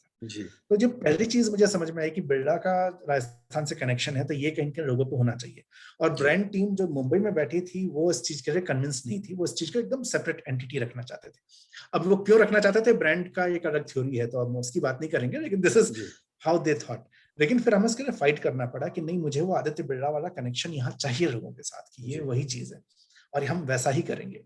और पूरा पूरा अप्रोच जो मैं दिल्ली से सीख के गया था, वो अप्रोच मुझे चेंज करना पड़ा वहां जाकर, कि वहां के लोग किस तरह से चीजें खरीदते हैं। वहां मेरी सबसे हिट मार्केटिंग एक्टिविटी, आप सुनेंगे तो हंसेंगे, वो ये थी कि 250 रुपए की शॉपिंग पे मेहंदी लगवाओ फ्री में। ये अच्छा। मेरी सबसे ज्यादा शॉपिंग है। वहां आपको कोई योगा शिविर नहीं करना था, वहां मेहंदी लगवानी थी। मेहंदी जी। लगवा के थी। तो वो आप स्कीम्स बनाते हैं कि अगर जैसे जी। फीमेल्स आ रही हैं वो शॉपिंग जी। करेंगे, फिर अपने को ये पता है कि बुधवार के दिन सब्जियों के लिए स्पेशल डे होता था, बुधवार और शनिवार ये 2 दिन पे जी। स्पेशल प्राइसेस होते थे, क्योंकि शनिवार को या रविवार को लोग खरीदते हैं सब्जियां, वो 2-3 दिन में खत्म हो जाएंगी। तो बुधवार का दिन है, ये आपको समझ में उस दिन आएगा कि यार ये बुधवार को फिर खरीदेंगे, तो आपको अगर अपने स्टोर में लाना है तो वो आपको मार्केटिंग और प्राइसेस के हिसाब से सारा वो करना है। वो चीजें वहां पे हैं। उसी पीरियड में मैंने रेडियो एडवर्टाइजिंग भी सीखा कि किस तरह से जी। रेडियो पे आपको एड चलाना है, वो जिंगल कैसे काम करते हैं। होर्डिंग्स वगैरह मेरे लिए पहली बार यूज हुआ, कि सारी चीजें वहां पे हुई। फिर मीडिया का दोबारा चांस आ गया, तो दैनिक भास्कर में जब मैं गया तो चंडीगढ़, पंजाब, हरियाणा मुझे ब्रांड हेड करने को मौका मिला। जी। तो भास्कर में जाने के बाद अब ये अगेन एक नई लर्निंग हो गई थी पूरी तरह से, क्योंकि ब्रांड की पोजीशन थी लेकिन ये टिपिकल ब्रांडिंग एक्टिविटी नहीं करना चाहते थे। भास्कर का ये मानना था कि हम लोग जो है वो जो जो मैंने पहली बार सीखी थी, हम जिंदगी का हिस्सा कैसे बनेंगे। जी। तो ऐसी एक्टिविटी हो जो मार्केटिंग एक्टिविटी नजर ना आए, लेकिन उस एक्टिविटी के जरिए आप सोशल मैसेज दे रहे हैं, और उसके साथ साथ आप कहीं ना कहीं एक्टिविटी ऐसी करते हैं जो लोगों की जिंदगी का हिस्सा हो। तो उस पीरियड में जो है मैंने बहुत सारी एक्टिविटीज की थी, जिसमें बेटी बचाओ कैंपेन शुरू हुआ था, पानी बचाने को लेकर कैंपेन शुरू हुआ था, फिर वृक्षारोपण को लेकर सरकार के साथ मिलकर काफी सारा काम किया था। तो इस तरह की एक्टिविटीज करने के थ्रू, जिसमें हम किसी को ये नहीं कहते थे कि आपको भास्कर पढ़ना है, जी। हम सिर्फ आपसे ये चाहते हैं कि भाई बेटी को पढ़ाइए, बेटी को बचाइए। और वो भास्कर का एक एडवर्टीजमेंट कैंपेन चल रहा है, या हम ग्राउंड एक्टिविटी कर रहे हैं, गांव में लोग जाके उसके बारे में बात करते हैं, टीचर्स को हम साथ में जोड़ते थे, ऐसी एक्टिविटी हुई। या वृक्षारोपण है तो हमने वन विभाग के साथ मिलकर जो है प्लांटेशन कैसे ज्यादा से ज्यादा हो, उस तरह की एक्टिविटीज हमने काफी उसमें की। तो वो भी एक चीज थी जिसने मुझे दिया कि ब्रांड के साथ जो एसोसिएशन है, वो ह्यूमन टच कहीं ना कहीं आ गया उसके जी। अंदर। वो फिर पूरा हम बेचने की बात नहीं कर रहे, ह्यूमन टच जी। को लेके आ रहे हैं, लोगों की जिंदगी को छू रहे हैं।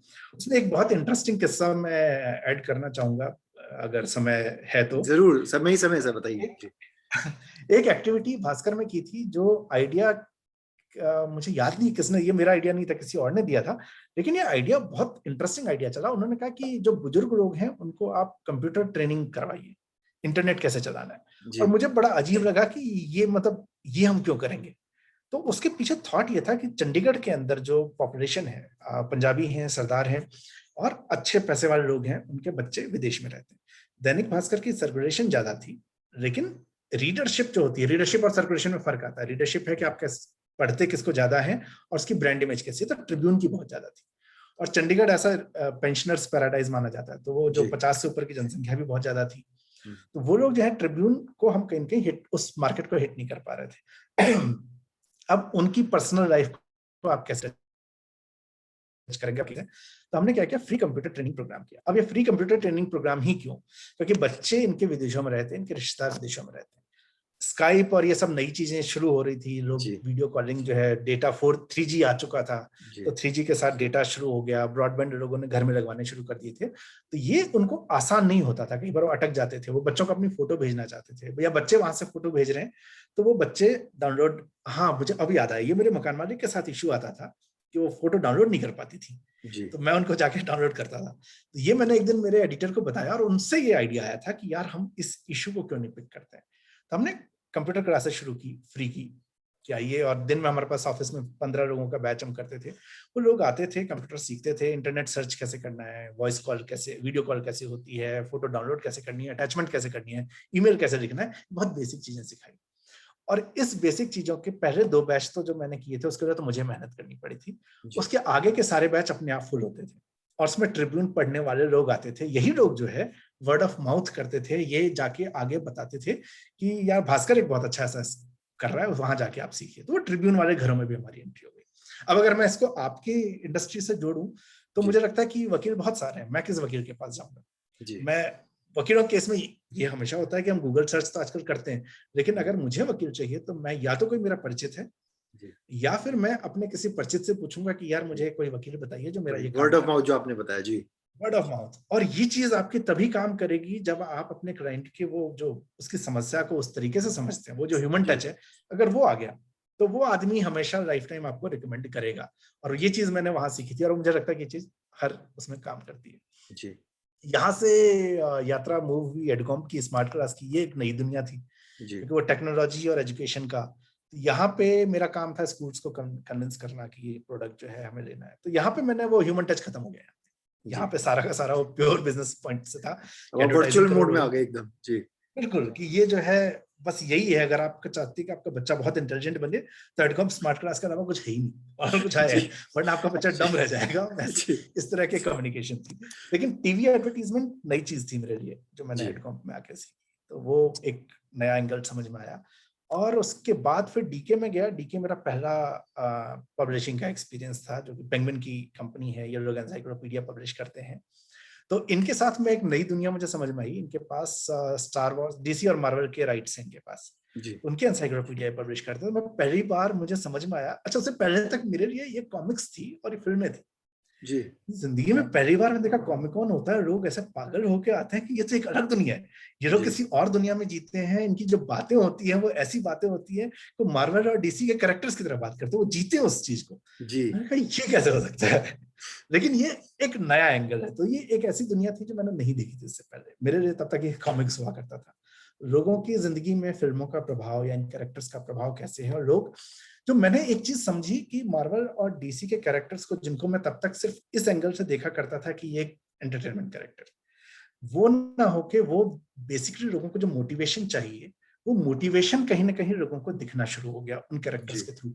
उनके जरिए उन्होंने उस फाइट को, जो अपने लाइफ की फाइट को है, उसको कनेक्ट करना शुरू किया। तो फिर से वही बात आती है, वो जो ह्यूमन टच है वो जी। कहीं ना कहीं आता है। और उस चीज को देखते हुए मैं खुद उसके बाद बैटमैन से कनेक्ट हो गया। जी। मुझे लगता है कि यार, बैटमैन जो है वो एक कैरेक्टर है जो लड़ता है हर चीज के खिलाफ, और वो कहीं भी झुकने को तैयार नहीं है। जी। वो एक एंगल अलग है। उसके बाद मेरी वाइफ को बैंगलोर जॉब मिली, तो मैं छोड़ के इधर ही आने की तैयारी में था। लेकिन तब तक ऑक्सफोर्ड यूनिवर्सिटी प्रेस से ऑफर आया और मार्केटिंग हेड का था वहाँ पोजीशन। फिर बाद में मैं ग्लोबल रोल में अभी बैठा हूँ, तो यहाँ मैं एसोसिएट डायरेक्टर बन गया उसके बाद। तो यहाँ पे एजुकेशनिस्ट की पूरी दुनिया थी, जहाँ लोग प्रोफेसर्स हैं, क्लाइंटियल एकदम डिफरेंट है। चीजों को देखने का, सोचने का नजरिया काफी चेंज हुआ। और मैं जो अभी हम जो पहले बात कर रहे थे पॉलिटिक्स की या चीजों को अलग अलग तरीके से देखने की, वो जो है मुझे लगता है कि थोड़ा सा तो मेरे अंदर था, लेकिन वो चीज यहाँ आने के बाद बहुत ज्यादा निखरी है। ये मेरी जी। जॉब के अलावा जो मेरी पर्सनैलिटी को जो उसने चेंज किया, क्योंकि मैं इतने सारे ऑथर्स को सुनता हूँ, इतने सारे प्रोफेसर से मिलता हूँ, प्रोफेशनल से, उन सबके थॉट प्रोसेस बहुत अलग होते हैं। जी। और जब मैं उनकी बातें सुनता हूँ तो उनमें उसमें बहुत सी चीजें मुझे लगता है कि ये सही बात है, ये सही बात है, या रिसर्च कैसे है, या उनकी कोई बात गलत है, या रिसर्च को कैसे कर रहे हैं, किसी विषय को कैसे देखना है, कैसे उसको प्रेजेंट करना है, वो इसके अंदर एक बड़ा इंटरेस्टिंग सा एंगल था। तो वो एक नई चीज मुझे यहाँ पे सीखने को मिली। तो यहाँ पे मैनेजरियल रोल ज्यादा रहा, और मैं ये खुद मैंने बहुत कम काम किया, टीम ने ज्यादा काम किया। लेकिन जो टच जो लाइफ में शुरू से आया, वो ह्यूमन टच यहाँ पे रहा। और टचवुड, मैं जिन जिन लोगों को मैंने हायर किया है, उन्होंने मेरे को अभी तक नहीं छोड़ा। वो मुझे छोड़ जी। के दूसरी नौकरी पे नहीं गए हैं। जी। और उसका कहीं ना कहीं कारण ये रहा कि उन्होंने इस बात का ध्यान रखा कि मुझे क्या चाहिए, और मैंने इस बात का ध्यान रखा उन्हें क्या चाहिए। क्योंकि जी। इस इंडस्ट्री में जब हम काम कर रहे हैं, तो एक दूसरे का साथ देना जो है वो कहीं ना कहीं बहुत मायने रखता है। और एक दूसरे को, आपको ये फर्क नहीं पड़ता कि वो जूनियर है या सीनियर है। जिसको मैंने सोशल मीडिया एग्जीक्यूटिव हायर किया, उसका काम सोशल मीडिया था। जी। जिसको मैंने पीआर एग्जीक्यूटिव हायर किया, उसका काम पीआर करना था। मेरा काम था उन दोनों को गाइडेंस देना और उनको आगे उनका कैरियर पाथ आगे बनाना। वो मैंने उनके लिए किया, उन्होंने ये चीज हमारे लिए किया। तो ये चीज जो है, ये मेरे लिए यहाँ पे मुझे लगता है कि वो पीपल मैनेजमेंट एक ऐसी चीज रही जो काफी हेल्पफुल रही। जी। अरुण जी, इतनी बढ़िया आपने अपनी यात्रा को समराइज किया, इतनी इतनी रिच आपकी जर्नी रही है। मेरे बड़े सारे सवाल अब इससे निकल के आने वाले हैं, और मैं आपको कुछ समय भी लूँगा, क्योंकि जी जैसे-जैसे आपने सफ़र दर सफ़र अपनी बातें बताई। एक तो आपने जो बड़ा अच्छा जो व्याख्या की ट्रिब्यून की, कैसे ह्यूमन टच ज़रूरी है, और ख़ासकर चाहे मैं आपकी इंडस्ट्री की बात करूँ या हमारी इंडस्ट्री की बात करूँ, ये एक कॉमन पॉइंट रहता है कि we are dealing with human beings, और ये हम लोगों को रियलाइज़ करना चाहिए कि इंसान ही इंसान के काम आता है, जो हम कहते हैं। और जब भी मुसीबत में होता है, बाकी चीज़ें जो इर्द-गिर्द इंसानी ने इजाद की हैं, चाहे वो पब्लिकेशन हो, चाहे वो एडवर्टाइज़िंग हो, कॉमर्स हो, सेल्स हो, वो सब ह्यूमन बीइंग के दिमाग की उपज होती है। जी लेकिन जो भी हम करते हैं वो इंसान की भलाई के लिए, समाज की भलाई के लिए होता है, ऐसा मेरा मानना है अपना। एक मेरा सबसे पहला सवाल जो निकल के आता है वो एड्यूटेक को लेके आता है, जहाँ आप थे भी, और आपने बोला कि बच्चों को एकदम स्मार्ट जी दिखाना होता है। और हो क्या गया है कि पिछले मेरे ख्याल से 2 से 4 सालों में, हो सकता है लंबा भी सफ़र रहा हो, आप मुझे करेक्ट कर सकते हैं।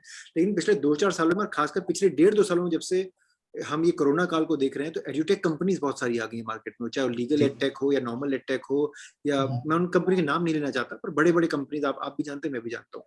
उससे कुछ उसमें दो खेमे बढ़ गए मेरे हिसाब से समाज में। एक तो वो जो कहते हैं हाँ भाई हमारा बच्चा पीछे ना छूट जाए, जो व्यक्ति जो फाइनेंशियली सक्षम है, जो मेरे ख्याल से अभी फाइनेंशियल से नहीं जूझ रहे हैं, वो इनको अफोर्ड भी कर सकते हैं, क्योंकि उनकी प्राइसिंग भी थोड़ी सी मेरे ख्याल से महंगी होती है। इतना आसान नहीं है, आपके घर में वाईफाई, लैपटॉप, ये सारी बेसिक सुविधाएं होनी चाहिए।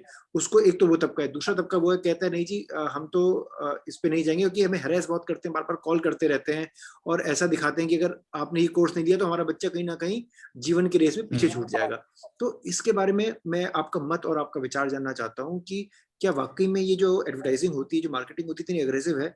अगर हाँ, तो इसको बैलेंस कैसे क्रिएट किया जाए? क्योंकि जो पेरेंट्स का जो तबका है, जो भी माता पिता होते हैं, इनके बच्चे, स्पेशली जो छोटे बच्चे हैं, जो अभी या तो नर्सरी में आ रहे हैं या फर्स्ट सेकंड क्लास में हैं, या मान लीजिए मिड स्कूल में हैं, जिनको ट्यूशन की आवश्यकता है, उन पे बहुत एक पेरेंट्स का प्रेशर रहता है। और इसकी सिंपल वजह तो ये है क्योंकि आज की तारीख में जब हम बात करें तो माता और पिता दोनों वर्किंग पेरेंट्स माने जाते हैं अधिकतर मध्यम वर्ग के परिवारों में, क्योंकि वक्त नहीं है, सैलरी भी आनी चाहिए, तभी घर में जीवन यापन चलेगा और बच्चों की फीस जा सकेगी। तो ऐसे माता पिता को आप टारगेट कर रहे हैं, अगर मैं टारगेट वर्ड यूज करूं तो, है ना, बिल्कुल वही है। उनकी उनकी हार्ड हार्ड जो मतलब कहते हैं ना, खून पसीने की कमाई जिसको हम कहते हैं, आप उनकी खून खून पसीने की कमाई को टारगेट कर रहे हैं, क्योंकि आपकी मार्केटिंग टीम इतनी काबिल है कि उसको पता है कि आपका टारगेट ऑडियंस कौन है। लेकिन जो एंड यूजर है वो बच्चा है। उस बच्चे का, जो कि आज की तारीख में मान के चलिए, हम पैंडेमिक की अगर बात करें तो कम से कम 2 या 4 घंटे वो टीवी के सामने या कंप्यूटर के सामने निकाल रहा है, सिर्फ पढ़ने में, जो उसकी क्लासेस होती हैं बच्चे की। उसके बाद जाहिर सी बात है, घर के अंदर बंद है, बच्चों की सुरक्षा भी इस वक्त देखी जा रही है, तो बाहर नहीं निकल सकते, पार्क वगैरह में जाके खेल नहीं सकते, तो टीवी में देख लेते हैं। ऐसे में आ जाता है एड्यूटेक। तो ह्यूमन टच तो एक बात है, ह्यूमन टच करे, एड्यूटेक जरूर करे, कोई परेशानी की बात नहीं है। इस पे कुछ कानूनी केसेस भी चले हैं हाल फिलहाल में हमारे देश में, कोर्ट में बड़ा इसमें डिबेट भी हुई है, चर्चा भी हुई है। इन सबको जो मैंने आपके सामने जो उधेड़बुन एक रख दी है, इसको मैं चाहूंगा आप थोड़ा सा मतलब बुने, इस उधेड़बुन को सिंप्लीफाई करें, और आप ये बताएं कि एड्यूटेक का आप क्या फ्यूचर देखते हैं हमारे देश में, और कितना सही कर रही है इंडस्ट्री, कितना गलत कर रही है एक आम नागरिक के साथ। एडिटेक तो मार्केट तो रहेगा इनका। अब जो समय है, टेक्नोलॉजी है, ग्लोबल है, तो उससे वो टेक्नोलॉजी जिस हिसाब से बढ़ेगी, मार्केट तो बढ़ेगा ही बढ़ेगा।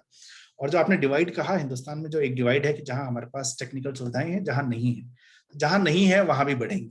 तो एक टाइम में, अब तो स्मार्टफोन सबके पास है। अगर आप 10 साल पहले देखें तो पहले वो नॉर्मल जो बटन वाले वो फोन होते थे वो होते थे, और कुछ लोगों के पास स्मार्टफोन होते थे। तो वो बढ़ रहा है, तो ये मार्केट ग्रो करेगा। और इंडस्ट्री जो कोशिश कर रही है कि आपका बच्चा कहीं ना कहीं, देखिए एज अ मार्केटियर, हम लोग जब अपने प्रोफेशन में, हम सब लोग कहीं ना कहीं कुछ चीजें ऐसी करते हैं जो हम कई बार नहीं करना चाहते, लेकिन वो बिजनेस का हिस्सा है, आपको करना पड़ेगा। तो मार्केटर का जॉब है कि वो आपको कन्विंस करे कि यही प्रोडक्ट है, और वो करेंगे। यहाँ पे मुझे सबसे ज्यादा महत्वपूर्ण रोल लगता है सरकार का। यहाँ सरकार का रोल मुझे हमेशा से लगता रहा है कि शिक्षा एक ऐसा एरिया है, शिक्षा, स्वास्थ्य और सुरक्षा, ये 3 ऐसे एरिया हैं जो मुझे लगता है कि सरकार को पूरी तरह से अपने हाथ में रखना चाहिए, क्योंकि यही चीज जो है इक्वालिटी लेके आएगी। सबसे पहला जो मुझे हमेशा इश्यू दिखता है, अगर मैं शुरुआती सवाल की बात करें, कि मुझे यही नहीं पता था मुझे क्या करना है। मेरे पास जो मेरी स्किल सेट है, मैं जानता ही नहीं उस चीज को, और मैं उसके हिसाब से एक कोर्स कर रहा हूँ, क्योंकि सब यही कर रहे हैं। मेरे आसपास के सारे लोग या तो बैंक की तैयारी कर रहे हैं या नेट दे रहे हैं, तो मुझे भी वही करना है। मैं जानता ही नहीं था मैं कुछ और भी कर सकता हूँ। तो ये कैरियर वाला वो एस्पेक्ट हमारे यहाँ बना ही नहीं है। हमारे यहाँ पढ़ाई का एक स्ट्रक्चर बन गया है कि ऐसा ही चलेगा। अब सब लोग अगर वैसा ही पढ़ने लगे, तो आपको उस रेस में आगे बढ़ने के लिए कुछ और चाहिए। तो कुछ और चलने के लिए एडुटेक कंपनी ने कहा कि आप ये पढ़ लीजिए, आप ट्यूशन दे दीजिए, फिर ट्यूशन के बाद वो ऑनलाइन ट्यूशन कर दीजिए, उसके बाद आप जो है सब्सक्रिप्शन हमारे चैनल का ले लीजिए। तो इतनी चीजें आ गई हैं कि बच्चा वो नॉलेज कहाँ से ले। तो एक तो प्रैक्टिकल एस्पेक्ट का मुझे लगता है कि कहीं ना कहीं कमी हमारे यहाँ एजुकेशन को लेके है, जिसमें हम प्रैक्टिकल एस्पेक्ट को लेके नहीं आ रहे। दूसरा, ये जो डिवाइड है, कहीं अब इन दिनों में प्राइवेट यूनिवर्सिटीज बहुत तेजी से बढ़ी हैं, और वो मुझे कहीं ना कहीं आने वाले समय में रिस्की लगता है।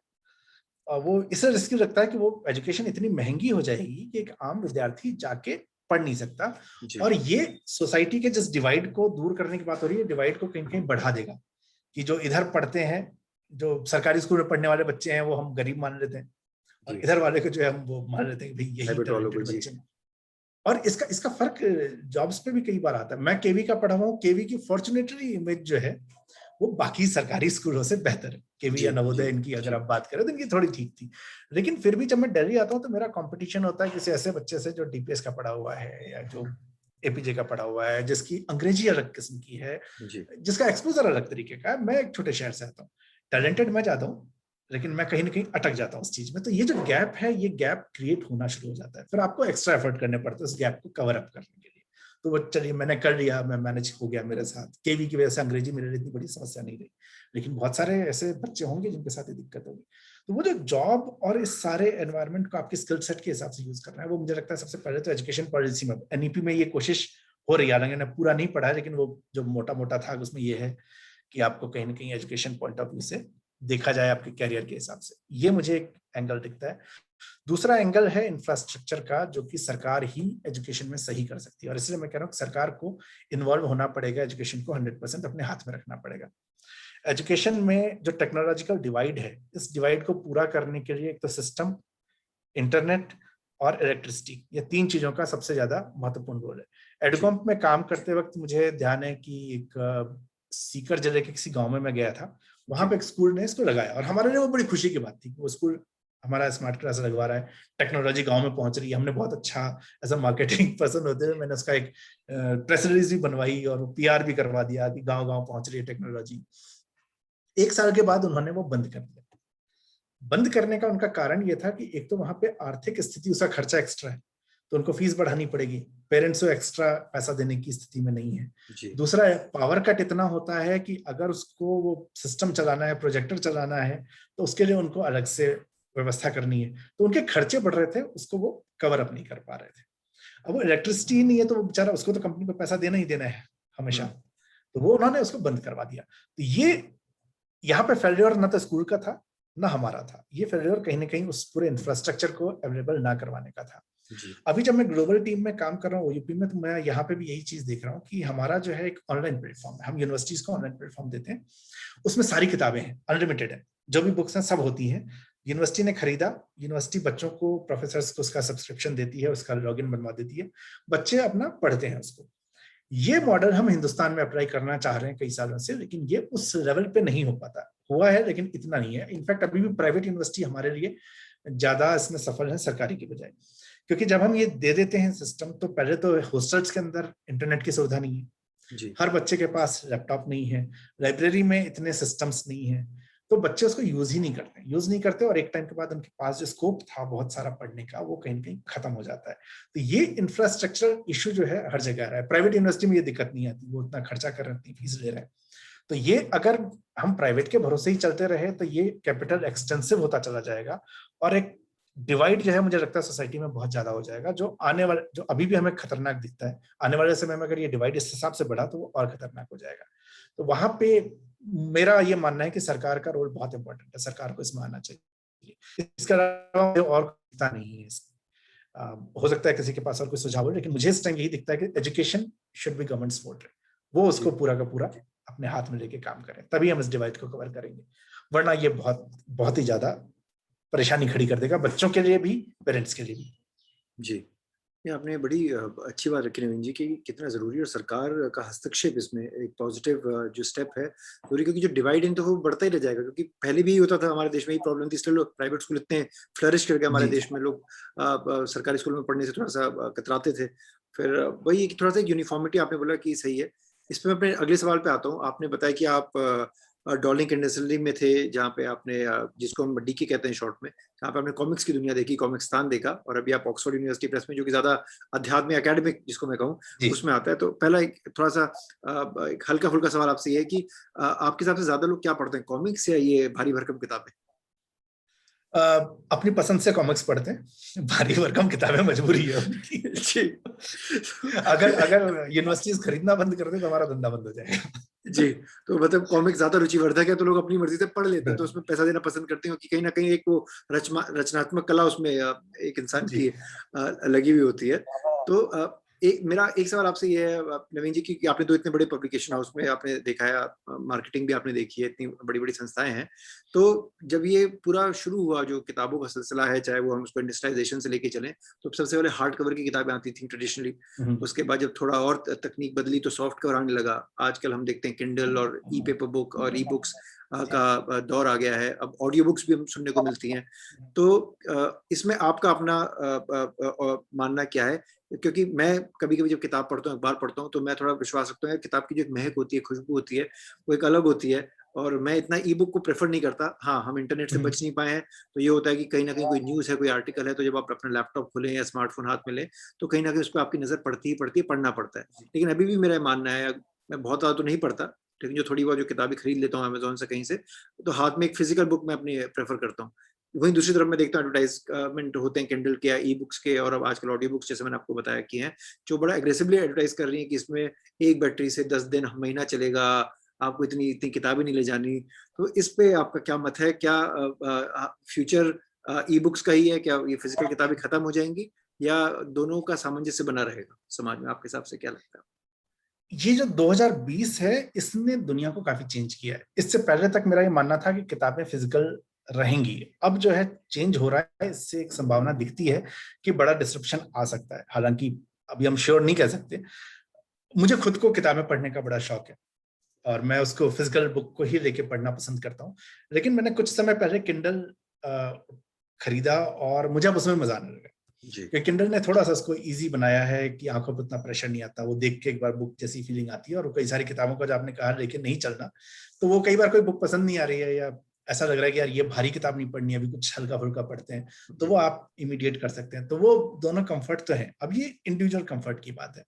अगर हम ट्रेंड को चेंज होने की बात करें तो अभी तक जो है मार्केट शेयर ई बुक्स का 5-6% से ज्यादा नहीं था, और ये इतने सालों में नहीं चेंज हुआ। जबकि जब इंटरनेट आया था तो लगने लगा था कि चेंज हो जाएगा, लेकिन मुझे ध्यान है कि जब शुरुआत में 2-2.5% था और वो हम 10-15 साल में आके भी 5-6% तक ही पहुंचे हैं, वो ग्रोथ नहीं हुई है।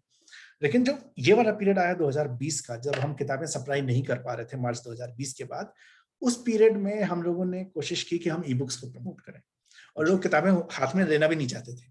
तो ई बुक्स की सेल अचानक से बहुत ज्यादा राइज हुई।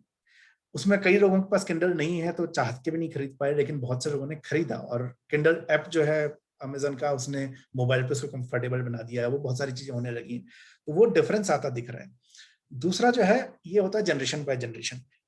मैं किताबों में क्यों पढ़ना चाहता हूँ, जो कि मैं अपना सारा काम तो लैपटॉप पे करता हूँ, 7-8 घंटे तो मैं लैपटॉप पे बिताता हूँ, फिर भी मैं किताब इससे पढ़ना चाहता हूँ क्योंकि जो पढ़ने वाला हमारा कंफर्ट था वो स्कूल से ही हमें किताबें पढ़ने का वो माहौल बनाया है, तो हम वही पढ़ते आए हैं। तो हमारे लिए वो जो जब जैसे ही हमारे लिए किताबें पढ़ना रिजर का काम है, वहां पे हम उसी में चले जाते हैं पुराने मोड में।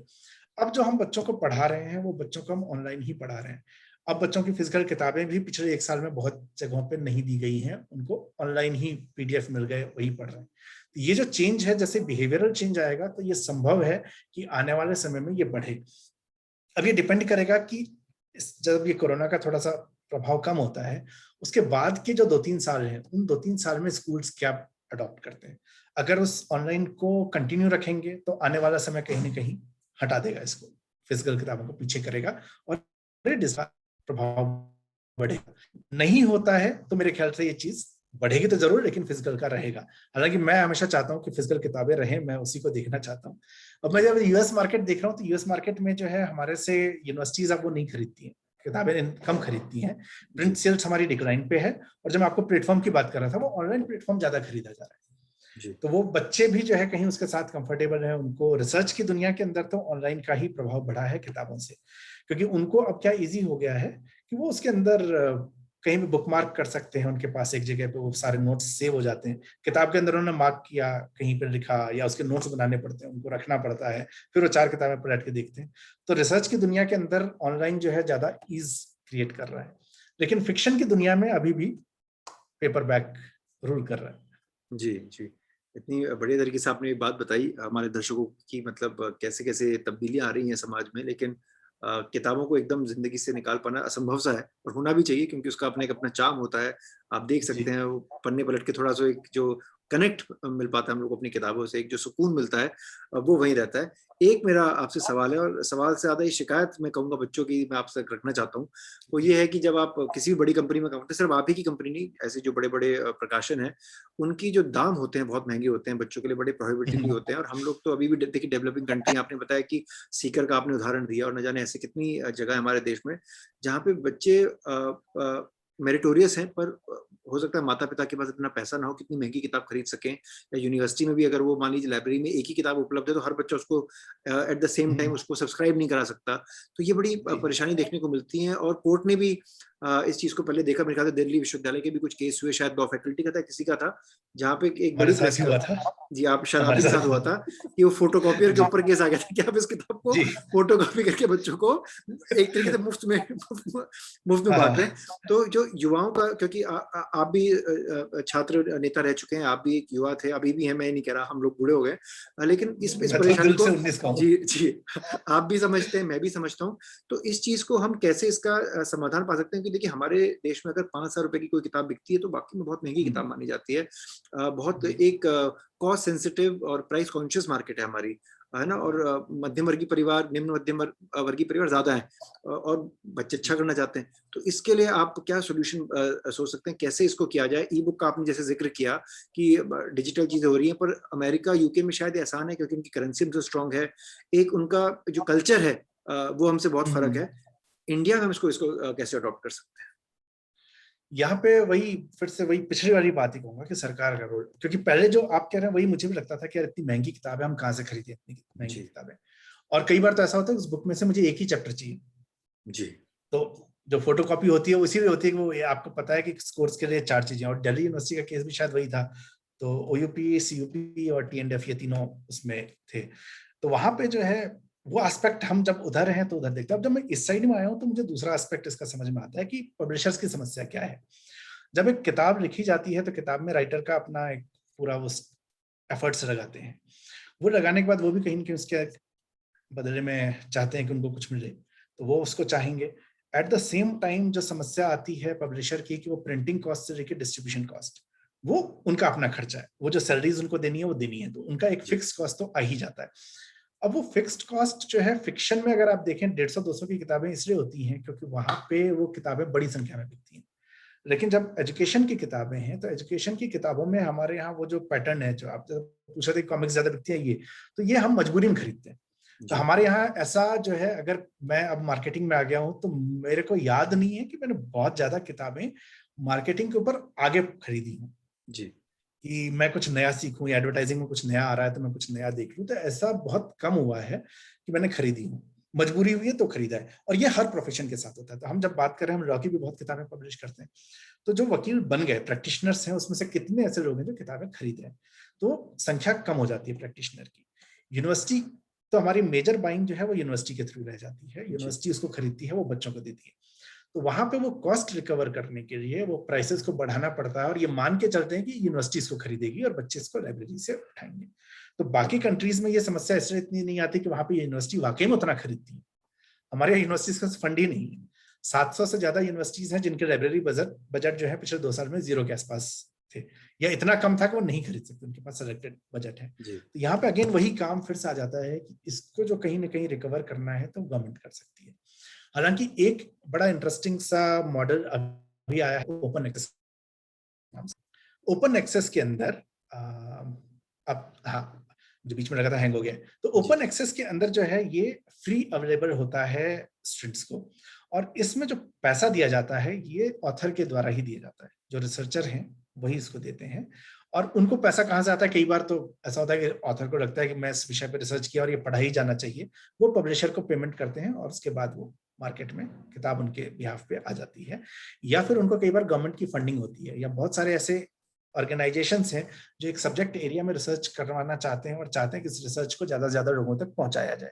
तो वो ओपन एक्सेस जो है आज की तारीख में बहुत ज्यादा बढ़ चुका है। हिंदुस्तान में भी इसकी बात होनी शुरू हो चुकी है काफी, लेकिन यूके यूएस में ये मार्केट जो है काफी स्ट्रांग बन गया है। तो हम ओपन एक्सेस बुक्स भी करते हैं जहां हमारे को रेवेन्यू आ चुका होता है, और उसके बाद जो है हम उसको दे देंगे आगे। तो ये कहीं ना कहीं सरकार को जो है ये सब्सिडाइज अगर वो कर दे, ये ओपन एक्सेस अगर गवर्नमेंट अलाउ कर दे, तो मुझे लगता है कि ये समस्या कहीं ना कहीं बहुत ज्यादा सॉल्व हो जाती है। उस केस में फिर आपको एक चैप्टर पढ़ना है, कुछ पढ़ना है, वो आपके पास अवेलेबल है। तो अगेन मेरा पॉइंट फिर से वही है कि गवर्नमेंट को एजुकेशन के अंदर आना पड़ेगा और गवर्नमेंट को ही एजुकेशन को रूल करना पड़ेगा। जब तक आप इसको प्राइवेटाइज वे में करेंगे, क्योंकि ऑक्सफोर्ड यूनिवर्सिटी प्रेस जो है, हम प्रॉफिट के लिए काम नहीं करते, तब हमारे साथ ये समस्या है। हम ऑक्सफोर्ड यूनिवर्सिटी का हिस्सा है, तो हमारा जो मिशन है वो नॉन प्रॉफिट है। तो जो हम लोग रिसर्च, जो हमारा रेवेन्यू आता है, जो हमारे प्रॉफिट्स हैं, वो ऑक्सफोर्ड यूनिवर्सिटी को जाते हैं रिसर्च के लिए और बिजनेस को आगे बढ़ाने के लिए। तो हम उसमें प्रॉफिट नहीं कमा रहे। जब हम प्रॉफिट नहीं कमा रहे, उस केस में भी जो हमारे खर्चे हैं, जो सैलरीज हैं, वो तो हमें देनी ही है। लोगों की सैलरी हर साल बढ़ेगी ही, पेपर की कॉस्ट है, वो सारी चीजें आएंगी, तो वो खर्चे तो हमें मेंटेन करने ही करने। तो अगर एक नॉन प्रॉफिट ऑर्गेनाइजेशन को इतने इश्यूज आ सकते हैं, तो जो प्रॉफिट के लिए बैठा है उसको तो निश्चित तौर पे वो तो कॉस्ट को रखेगा ही। तो गवर्नमेंट का रोल मुझे लगता है कि कहीं ना कहीं किसी तरीके से इन्वॉल्व गवर्नमेंट को होना पड़ेगा इसमें। जी, आपने बात अच्छी रखी। मैं जो थोड़ा ये समझ पाया कि एजुकेशन और एंटरटेनमेंट में एंटरटेनमेंट हमेशा जीत जाता है और एजुकेशन में थोड़ा-सा लोग वैसे भी कम ध्यान देते हैं। तो शायद हो सकता है कि अगर एज़ अ सजेशन मैं आप तक रखूँ और हो सकता है आप ऑक्सफोर्ड या बाकी तक भी ले जाएँ। हो सकता है अब ये वक़्त आ गया है आने वाले समय में कि हम एजुकेशन को भी एंटरटेनिंग बना दें।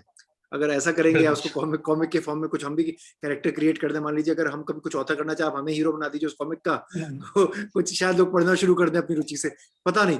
बट दिस इज़ ये I think worth an idea exploring. ये जो चीज है, ये उसमें तो स्कूल एजुकेशन में तो हुई है। एडटेक कंपनीज जो वहां पे काम कर रही हैं 3D में, वो क्या करते हैं कि अब आपको डायग्राम्स बना के और वो कैरेक्टर बना देते हैं, वो कन्वर्सेशन जी, को दिखाते हैं उस तरीके से करके। जी, लेकिन जब रिसर्च की बात आती है, वहां पे अभी मुझे नहीं पता है, क्योंकि मैं, हो सकता है प्रैक्टिकली होता हूँ, मैं चूंकि उस लाइन से नहीं हूँ तो मैं नहीं जानता। लेकिन हाँ, वहां पे मुझे प्रैक्टिकली लगता है कि वो मुश्किल है। जैसे अगर आप लॉ में ही कोई बात करें, तो प्रैक्टिशनल लॉ जहाँ पे बात है, वो तो फिर उसी तरीके से चलेगा। मैं ब्रैकस्टोन पुलिस करके हमारा एक सीरीज आती है यूके में, जो पुलिस डिपार्टमेंट के लिए यूके में वो एग्जाम अगर उनको आगे जाना है तो उनको जी, पढ़ना पड़ता है। तो वो काफी हद तक पुलिस प्रोसीजर्स के ऊपर किताब है। अब मैं नहीं जानता उस किताब को हम कैसे चेंज कर सकते हैं, वो तो उसी तरीके से चलेगी जैसे वो चल रही है। या टैक्सेशन के ऊपर है तो रहेगी रहेगी। अब ये चीज जो है बहुत कम होती है कि लोग किताबें खरीद रहे हैं, या तो जी, कोई उस लेवल पे आ चुके हैं कि हाँ, उनके लिए मैटर नहीं करता 1000 रुपए किताब खरीदना। तो उनकी किताबों की बिक्री ही 500 से 600 कॉपी से ज्यादा नहीं होती एक साल में। तो जी, 600 कॉपी की बिक्री में रेवेन्यू आएगा कहाँ से, उसकी सैलरी नहीं निकलेगी। जी। तो ये एक प्रैक्टिकल इशू वहां पे है। एकदम ये समस्या वाक़ई रियल है और जटिल भी है जैसा आपने आपने समझाया। मैं आखिरी के कुछ सवाल आपसे करना चाहूँगा। अब एक सवाल तो ये है कि जो मैं आपने अभी जान जी, यहाँ पे बस एक चीज जो ऐड करना चाहूंगा, ये मुझे जी, लगता है कि इस समस्या का एक जो दूसरा आसान तरीका है, जी, वो ये है कि हम एज अ कल्चर अपने बच्चों को पढ़ाना शुरू करें। हमारे यहाँ पढ़ाने का कल्चर नहीं है। हमारे जी, यहाँ सिर्फ करिकुलम, स्कूल की किताबें। अगर आज आप हिंदुस्तान का मार्केट देखें पब्लिशिंग का, तो 70% जो कैप्चर किया हुआ है वो स्कूल की किताबों ने किया हुआ है। जी, सिर्फ उन्हीं किताबों से ये हमारी इंडस्ट्री इतनी चल रही है। बाकी ये फिक्शन विक्शन, जब आप देखेंगे कि इस तरह की किताब की सेल जो है वो चेतन भगत की किताब से ज्यादा है। जी, जी, चेतन भगत जी। हमें सबसे ज्यादा बिकने वाले लगते हैं। तो ये हम उस तरह से पढ़ रहे हैं, तो क्योंकि क्वांटिटी का जो गेम है सारा वो उस पे है। चेतन भगत की किताबें आपको 150 रुपए मिल जाती है, क्योंकि उनकी किताब एक साल में 4 लाख 5 लाख कॉपी बिक जाती है, तो वो उस कॉस्ट जी, को कवर कर सकते हैं। हुँ, लेकिन ये चीज जो है, कहीं ना कहीं हमने वो डेवलप ही नहीं किया। हमने ये कहा कि आपको जब पढ़ना है, मजबूरन पढ़ना है। तो मजबूरी में पढ़ने वाली जो है, वो आदमी जब खरीदने की स्थिति में आता है, वो खरीदता नहीं है। जी, जैसे ही वो खरीदने की स्थिति शुरू होगी, लोग खरीदने लगेंगे, क्वांटिटी बढ़ेगी, पब्लिशर अपने आप प्राइस कम कर देगा, जी, जी, क्योंकि उसका वॉल्यूम में फिर खेल हो जाता है। तो ये कल्चर वाइज भी मुझे लगता है हिंदुस्तान में चेंज की जरूरत है। 130 करोड़ की जनसंख्या में हम पब्लिशिंग वाइज जो है बहुत नीचे हैं। हमारे जी। किताबों की सेल बहुत कम है। जी, नहीं आपने सही बताया क्योंकि बचपन में जैसे आपने तो डीसी कॉमिक्स की बात कर दी, मैं तो चाचा चौधरी और राज कॉमिक्स पे आ जाता हूँ कि बचपन में हम जी। उनको भी पढ़ा करते थे और मुझे पता नहीं उनकी सेल्स कितनी है कि क्या नहीं है, पर कहीं न कहीं मुझे ये लगता है कि आज की डेट में मैं राज कॉमिक्स उतना नहीं देख पाता जितना बचपन में शायद नहीं मैं है। उनकी सेल को देख पाता था।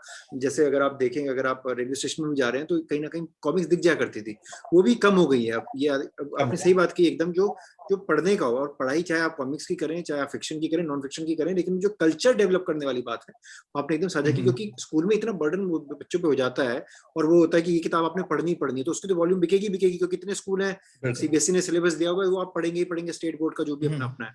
तो आपने वाकई बहुत महत्वपूर्ण बात की है नवीन जी की, ये कल्चर है और ये कल्चर अपने डेवलपमेंट के लिए भी जरूरी है। सिर्फ इसलिए नहीं कि आप पढ़ के कुछ फन्ने खा बन जाएंगे, पर एक उससे आप बारीकी सीखते हैं, आप समाज के बारे में जानते हैं, देश दुनिया के बारे में आपको जानकारी मिलती है किताबों से। कहते हैं ना, किताब दुनिया का एक वो होती है, विंडो होती है, विंडो टू द वर्ल्ड। तो ये जी। ये बहुत जरूरी है। इसके बाद मैं आ जाता हूँ जो आपने खुद की अपनी एक किताब लिखी जनता स्टोर। तो ये जी। मैं आपसे जानना चाह रहा हूँ कि क्या प्रेरणा रही इस किताब को लिखने की, और आप इतने लंबे सफर तक इतने इंडस्ट्री के साथ जुड़े हुए हैं, तो कहते हैं ना कि जब आप मार्केट कर रहे हो तो आप दूसरे ऑथर्स को एसेस कर रहे हैं, और जब खुद की किताब लिख रहे हो तो स्वयं का मूल्यांकन भी करना पड़ता है। तो वो आपने कैसे लिए? ये सवाल इसलिए भी आपसे पूछ रहा हूँ कि जो हमारे ये यंग दर्शक जो बच्चे हैं, कई लोग लिखने में रुचि रखते हैं, तो ये प्रेरणा आपको कैसे मिली? अगर कुछ किताब किसी को लिखनी हो तो क्या क्या उनको चीजें दिमाग में अपनी रखनी चाहिए किताब लिखते वक्त? ये जो बुक राइटिंग की दुनिया है ये बड़ी इंटरेस्टिंग है। यहाँ पे कुछ लोग इसको एकदम साहित्य साधना करते हैं। मैं मार्केटिंग वाला आदमी हूँ तो मुझे कई बार वो इसलिए डिस्कार्ड करते हैं, तुम तो चीजों को देखते ही अलग तरीके से हो। लेकिन मुझे लगता है मेरा फॉर्मूला ठीक है, तो हर आदमी को लगता है, मुझे भी लगता है। देखिए, सबसे पहले जो जनता स्टोर है ये छात्र राजनीति पे आधारित है। तो जब मैं ये नॉवेल लिख रहा था, इच्छा तो बहुत समय से थी। मेरे पापा प्रोफेसर हैं, उनकी एकेडमिक किताबें हैं, तो घर में वो एटमॉस्फेयर है, तो इसलिए ऐसा कुछ अलग नहीं था। लेकिन फिक्शन किसी ने कभी नहीं लिखा। हमारे यहाँ भी वो रिवाज नहीं था कि चलो आज बच्चे तुम प्रेमचंद उठा के पढ़ लो। वैसा नहीं है, अरे तुम ये प्रेमचंद क्यों पढ़ रहे हो, तुम इसकी जगह वो कोर्स की किताब पढ़ लो। तो वो कल्चर ही था, तो वो नहीं। लेकिन पढ़ने का जब मुझे शौक लगा तो वहां से एक इंटरेस्ट आया कि ठीक है, कहानियां कही जा सकती हैं। और मेरे पास कई कहानियां थी कहने को, जिसमें एक छात्र राजनीति का मेरा अपना अनुभव था। तो जनता स्टोर खैर मेरी कहानी नहीं है, लेकिन हाँ, मेरे जो अनुभव है उसका उसके अंदर एक बहुत बड़ा रोल है उसको लिखने का। फिर यह था कि हर यूथ की लाइफ में प्रेम कहानियां बहुत होती हैं, तो वो भी एक एंगल था, वो भी लिखा जा सकता है। अब यहाँ पे मैंने कैसे इसको सोचा, यहाँ दो चीजें निकली कि कौन सी किताब मुझे पहले लिखनी चाहिए। मैंने ब्लॉगिंग शुरू किया था 2008-9 में। तो ब्लॉगिंग करते हुए जो मेरा राइटिंग है वो डेवलप हुआ। तो ये पहली चीज तो सबसे पहले ये थी कि आप कैसे इसको डेवलप करते हैं, क्योंकि हमेशा क्या होता है राइटिंग में सबसे बड़ा धोखा ही होता है कि किसी को पढ़ने का लगता है कि यार ये तो मैं भी लिख दूंगा। लेकिन जब आप लिखने बैठते हैं देन यू रियलाइज कि ये आसान काम था नहीं। एकदम इसको नहीं है क्योंकि जी। इसमें इंटरेस्ट बना के रखना लोगों का और इस चीज को, क्योंकि आप जैसा सोचते हैं दुनिया वैसे नहीं दिख रही है। तो मुझे जब था कि मैं दोनों में से क्या लिखूं, तो पहली चीज मुझे समझ में आई कि जो प्रेम कहानियां हैं वो बहुत सारी हैं मार्केट में। दूसरा, जो प्रेम कहानियों का पढ़ने वाला पाठक है वो यूथ है। और यहाँ पे मेरा मार्केटिंग वाला दिमाग काम करता है। मुझे लगता है कि मेरी उम्र हो गई है 40, और 40 की उम्र में आने के बाद जो है मैं भूल गया हूँ कॉलेज का प्रेम। और हमारे टाइम का कॉलेज का प्रेम और आज का कॉलेज प्रेम दूसरा है। आज तो व्हाट्सएप पे ब्रेकअप होता है। मेरे टाइम में तो वो डायल वाले फोन थे, फोन उठा के पता चला बहन ने उठा लिया कि माँ ने उठा लिया। तो पता ही मेरी नहीं होता प्रेम था। कहानी से कनेक्शन होगा कि नहीं होगा पता ही नहीं। तो ये मुझे लगा कि एक तो मार्केट में बहुत आया था इस चीज की, तो मैं अलग क्या दे रहा हूँ। और मार्केटिंग में हम एक चीज हमेशा यूएसपी की बात करते हैं, यूनिक सेलिंग पॉइंट क्या है मेरा। तो राजनीति मेरे पास एक दूसरा विषय था जिसमें मुझे लगता है कि बहुत कुछ नहीं लिखा गया। जब मैंने बुक्स पढ़ी तो पॉलिटिक्स पे हिंदुस्तान में बहुत ज्यादा नहीं लिखा गया है, या जो लिखा गया तो उसको मसाला बनाया गया बहुत ज्यादा। फिर मैंने मूवीज देखी तो मूवीज भी मुझे रियलाइज हुआ, जैसे 3 मूवीज हैं, दिल दोस्ती एक्सेट्रा, गुलाल और हासिल। ये तीनों मूवीज भी जो बनी है छात्र राजनीति पे, इन्होंने प्रेम कहानी को बेसिकली अपना बेस बनाया, राजनीति नहीं थी। 2016 वाला समय था जब जेएनयू के बाद, जेएनयू में जो नारेबाजी वाला इशू हुआ उसके बाद पूरे देश में विवाद हो गया। और मैं फिर से ये कहूंगा कि आप किस साइड में हो उसको छोड़ दीजिए, आप जिस भी साइड हो। लेकिन वो जो विवाद था वो अपने आप में छात्र राजनीति वाले सवाल को उठाता है कि छात्र राजनीति क्या है, कैसे होती है, क्यों हो रहा है, क्यों इसमें अरुण जेटली शामिल हो जाते हैं, क्यों इसमें सीताराम येचुरी शामिल हो जाते हैं, या ये छात्रों का मुद्दा था, वही निपट सकता था। तो सारा खेल क्या है। तो मुझे लगा कि ये एक ऐसा गेम है जो लोग बाहर से तो देखते हैं पर उन्हें अंदर नहीं पता कि अंदर क्या होता है। दूसरा, जब फिल्मों ने या किताबों ने जो दिखाया, उन्होंने हमेशा इस चीज को ऐसे दिखाया कि एक आदमी नेता है, तो मैं नेता हूं, जैन जी नेता है, हम दोनों का टकराव हो रहा है, सिर्फ यही।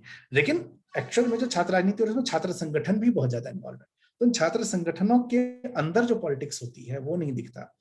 दूसरा, हमेशा अगर पॉलिटिक्स को दिखाया जाता है तो दिखाया जाता है कि साजिश ही होती है, तो मेरी किताब में भी वो सस्पेंस वाले एलिमेंट्स हैं। हमेशा ये चीज ऐसी ही नहीं होती जैसा कि हर चीज प्लानिंग से, कई बार एक छोटी सी घटना सारी चीजों को चेंज कर सकती है। सारा प्लानिंग किसी की चेंज कर सकती है, किसी को कुर्सी से उतार सकती है, किसी को चढ़ा सकती है। तो ये भी जो एंगल है, मैंने इस चीज को देखा, मुझे लगा ये एक ऐसी कहानी है जिसको कि इस तरीके से अगर बुन के आप दिखाएं कि कैसे नेचुरल चीज को यूज किया जा सकता है, या कैसे किसी चीज को नेचुरल दिखाते हुए एक्चुअली वो प्लान करके किया जा सकता है, ये दोनों एंगल मैंने उस बुक में डाले। ये करते हुए किताब को लिखना शुरू हुआ। उसके बाद मैंने क्योंकि मेरा अपना अनुभव जो था वो 95-99 के बीच का था जी। अब दुनिया चेंज हो चुकी है, तो मैं इस बीच में फिर जेएनयू जाना, डीयू जाना काफी शुरू किया। जयपुर जाता था तो राजस्थान यूनिवर्सिटी भी जाता था। लोगों का कल्चर क्या चेंज हुआ है, तो मैंने फिर ये एक आइडेंटिफाई किया कि मैं जो लिख रहा हूँ एज अ रीडर, मैं किस किताब से कनेक्ट होता हूँ। वो किताब जो मुझे 2 चीजें बताए, या तो वो ऐसी चीज बताए जिससे मेरे को एकदम से कनेक्शन आ जाए, मैं समझ सकूं कि अच्छा ये मैंने देखा था, ये ऐसे होता है। या फिर ऐसी बुक हो जो मेरे लिए एक नई दुनिया खोल दे कर यार ऐसा भी होता है क्या, जी जैसा डीसी मार्वल की मैं बात कर रहा था कि ऐसा भी होता है क्या, तो वो एक नई दुनिया आपके लिए खोले। तो एज अ राइटर मुझे लगता है कहीं ना कहीं ये दोनों चीजें आपको, मैंने ये सोचा था कि मैं क्या करूंगा। तो छात्र राजनीति की मैं ऐसा भी होता है क्या, ये तो मेरे पास कहानी थी, लेकिन आपका कनेक्शन कैसे बैठेगा, कैसे वो बच्चा जानेगा कि उस टाइम तो 24 रुपए का मोबाइल में आउटगोइंग इनकमिंग लगती जी थी, तो मोबाइल आसानी से नहीं मिलते थे, अब तो आप व्हाट्सएप और फेसबुक पे प्रचार करते हैं। वो जी बच्चा कैसे उस चीज को समझेगा। तो मुझे उस चीज को समझने के लिए यूनिवर्सिटी में जाना, यूनिवर्सिटी के लड़कों से मिलना, बातें समझना कि ये क्या करते हैं, उन खबरों को, सेकेंडरी रिसर्च मैंने काफी किया, अलर्ट लगा दिए थे यूनिवर्सिटी के चुनावों के, कब कहाँ क्या हो रहा है, उसको समझते हुए मुझे समझ में आया कि पैटर्न में क्या कोई चेंज आया है। तो पहली चीज तो मैंने देखा पैटर्न में बहुत चेंज नहीं आया, चुनाव लड़ने का पैटर्न काफी हद तक वही है। जी लेकिन किसी को ये एहसास ना हो कि यार कौन से जमाने की बात कर रहा है, तो मैंने मोबाइल और एक कम्युनिकेशन वाली चीजों को सटल वे में डाल दिया। सिर्फ पीरियड रखने के लिए कहीं दिखा दिया कि हाँ 24 रुपए इनकमिंग का कॉल लग रहा है, लेकिन उसको सटल रखा और कम्युनिकेशन को ज्यादा फोकस किया कि बच्चों के बीच में कम्युनिकेशन जो हो रहा है वो डायरेक्ट हो रहा है और कैसे हो रहा है, ताकि आपको अजीब ना लगे कि कौन सी दुनिया है, जी कहाँ से कनेक्शन किया। तो उस चीज को कहीं ना कहीं फोकस किया गया। तो ये राइटिंग में था। अब क्या होता है कि हम जो लिखते हैं वो हमेशा लगता है कि हमने महान लिखा है, और ये हर राइटर को लगता है, मुझे भी लगता है।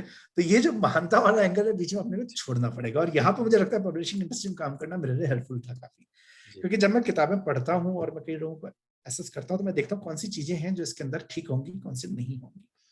उसको काटना जो है वो बड़ा महत्वपूर्ण हो जाता है कि कौन सी चीज आप चलेगी।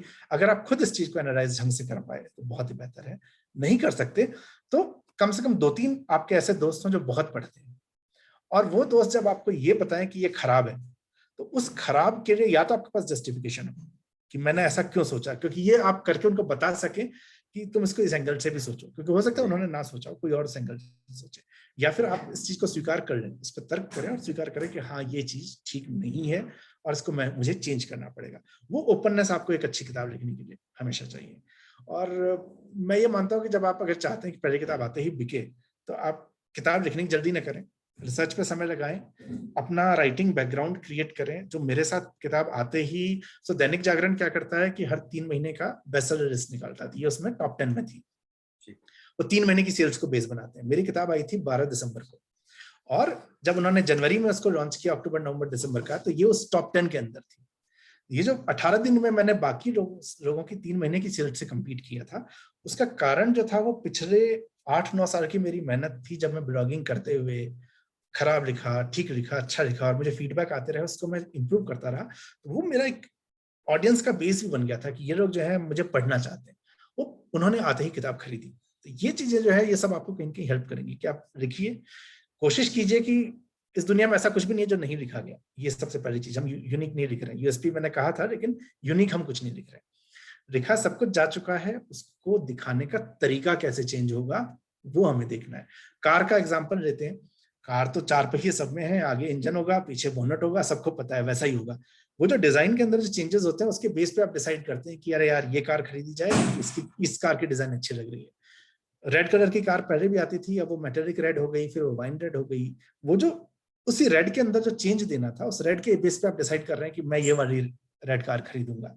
वो डिफरेंशिएशन क्रिएट करना एक राइटर के लिए बहुत ज्यादा जरूरी है कि मेरी कहानी में ऐसा एक चीज क्या अलग होगी जिससे लोग कनेक्ट करेंगे और उसको पढ़ना चाहेंगे।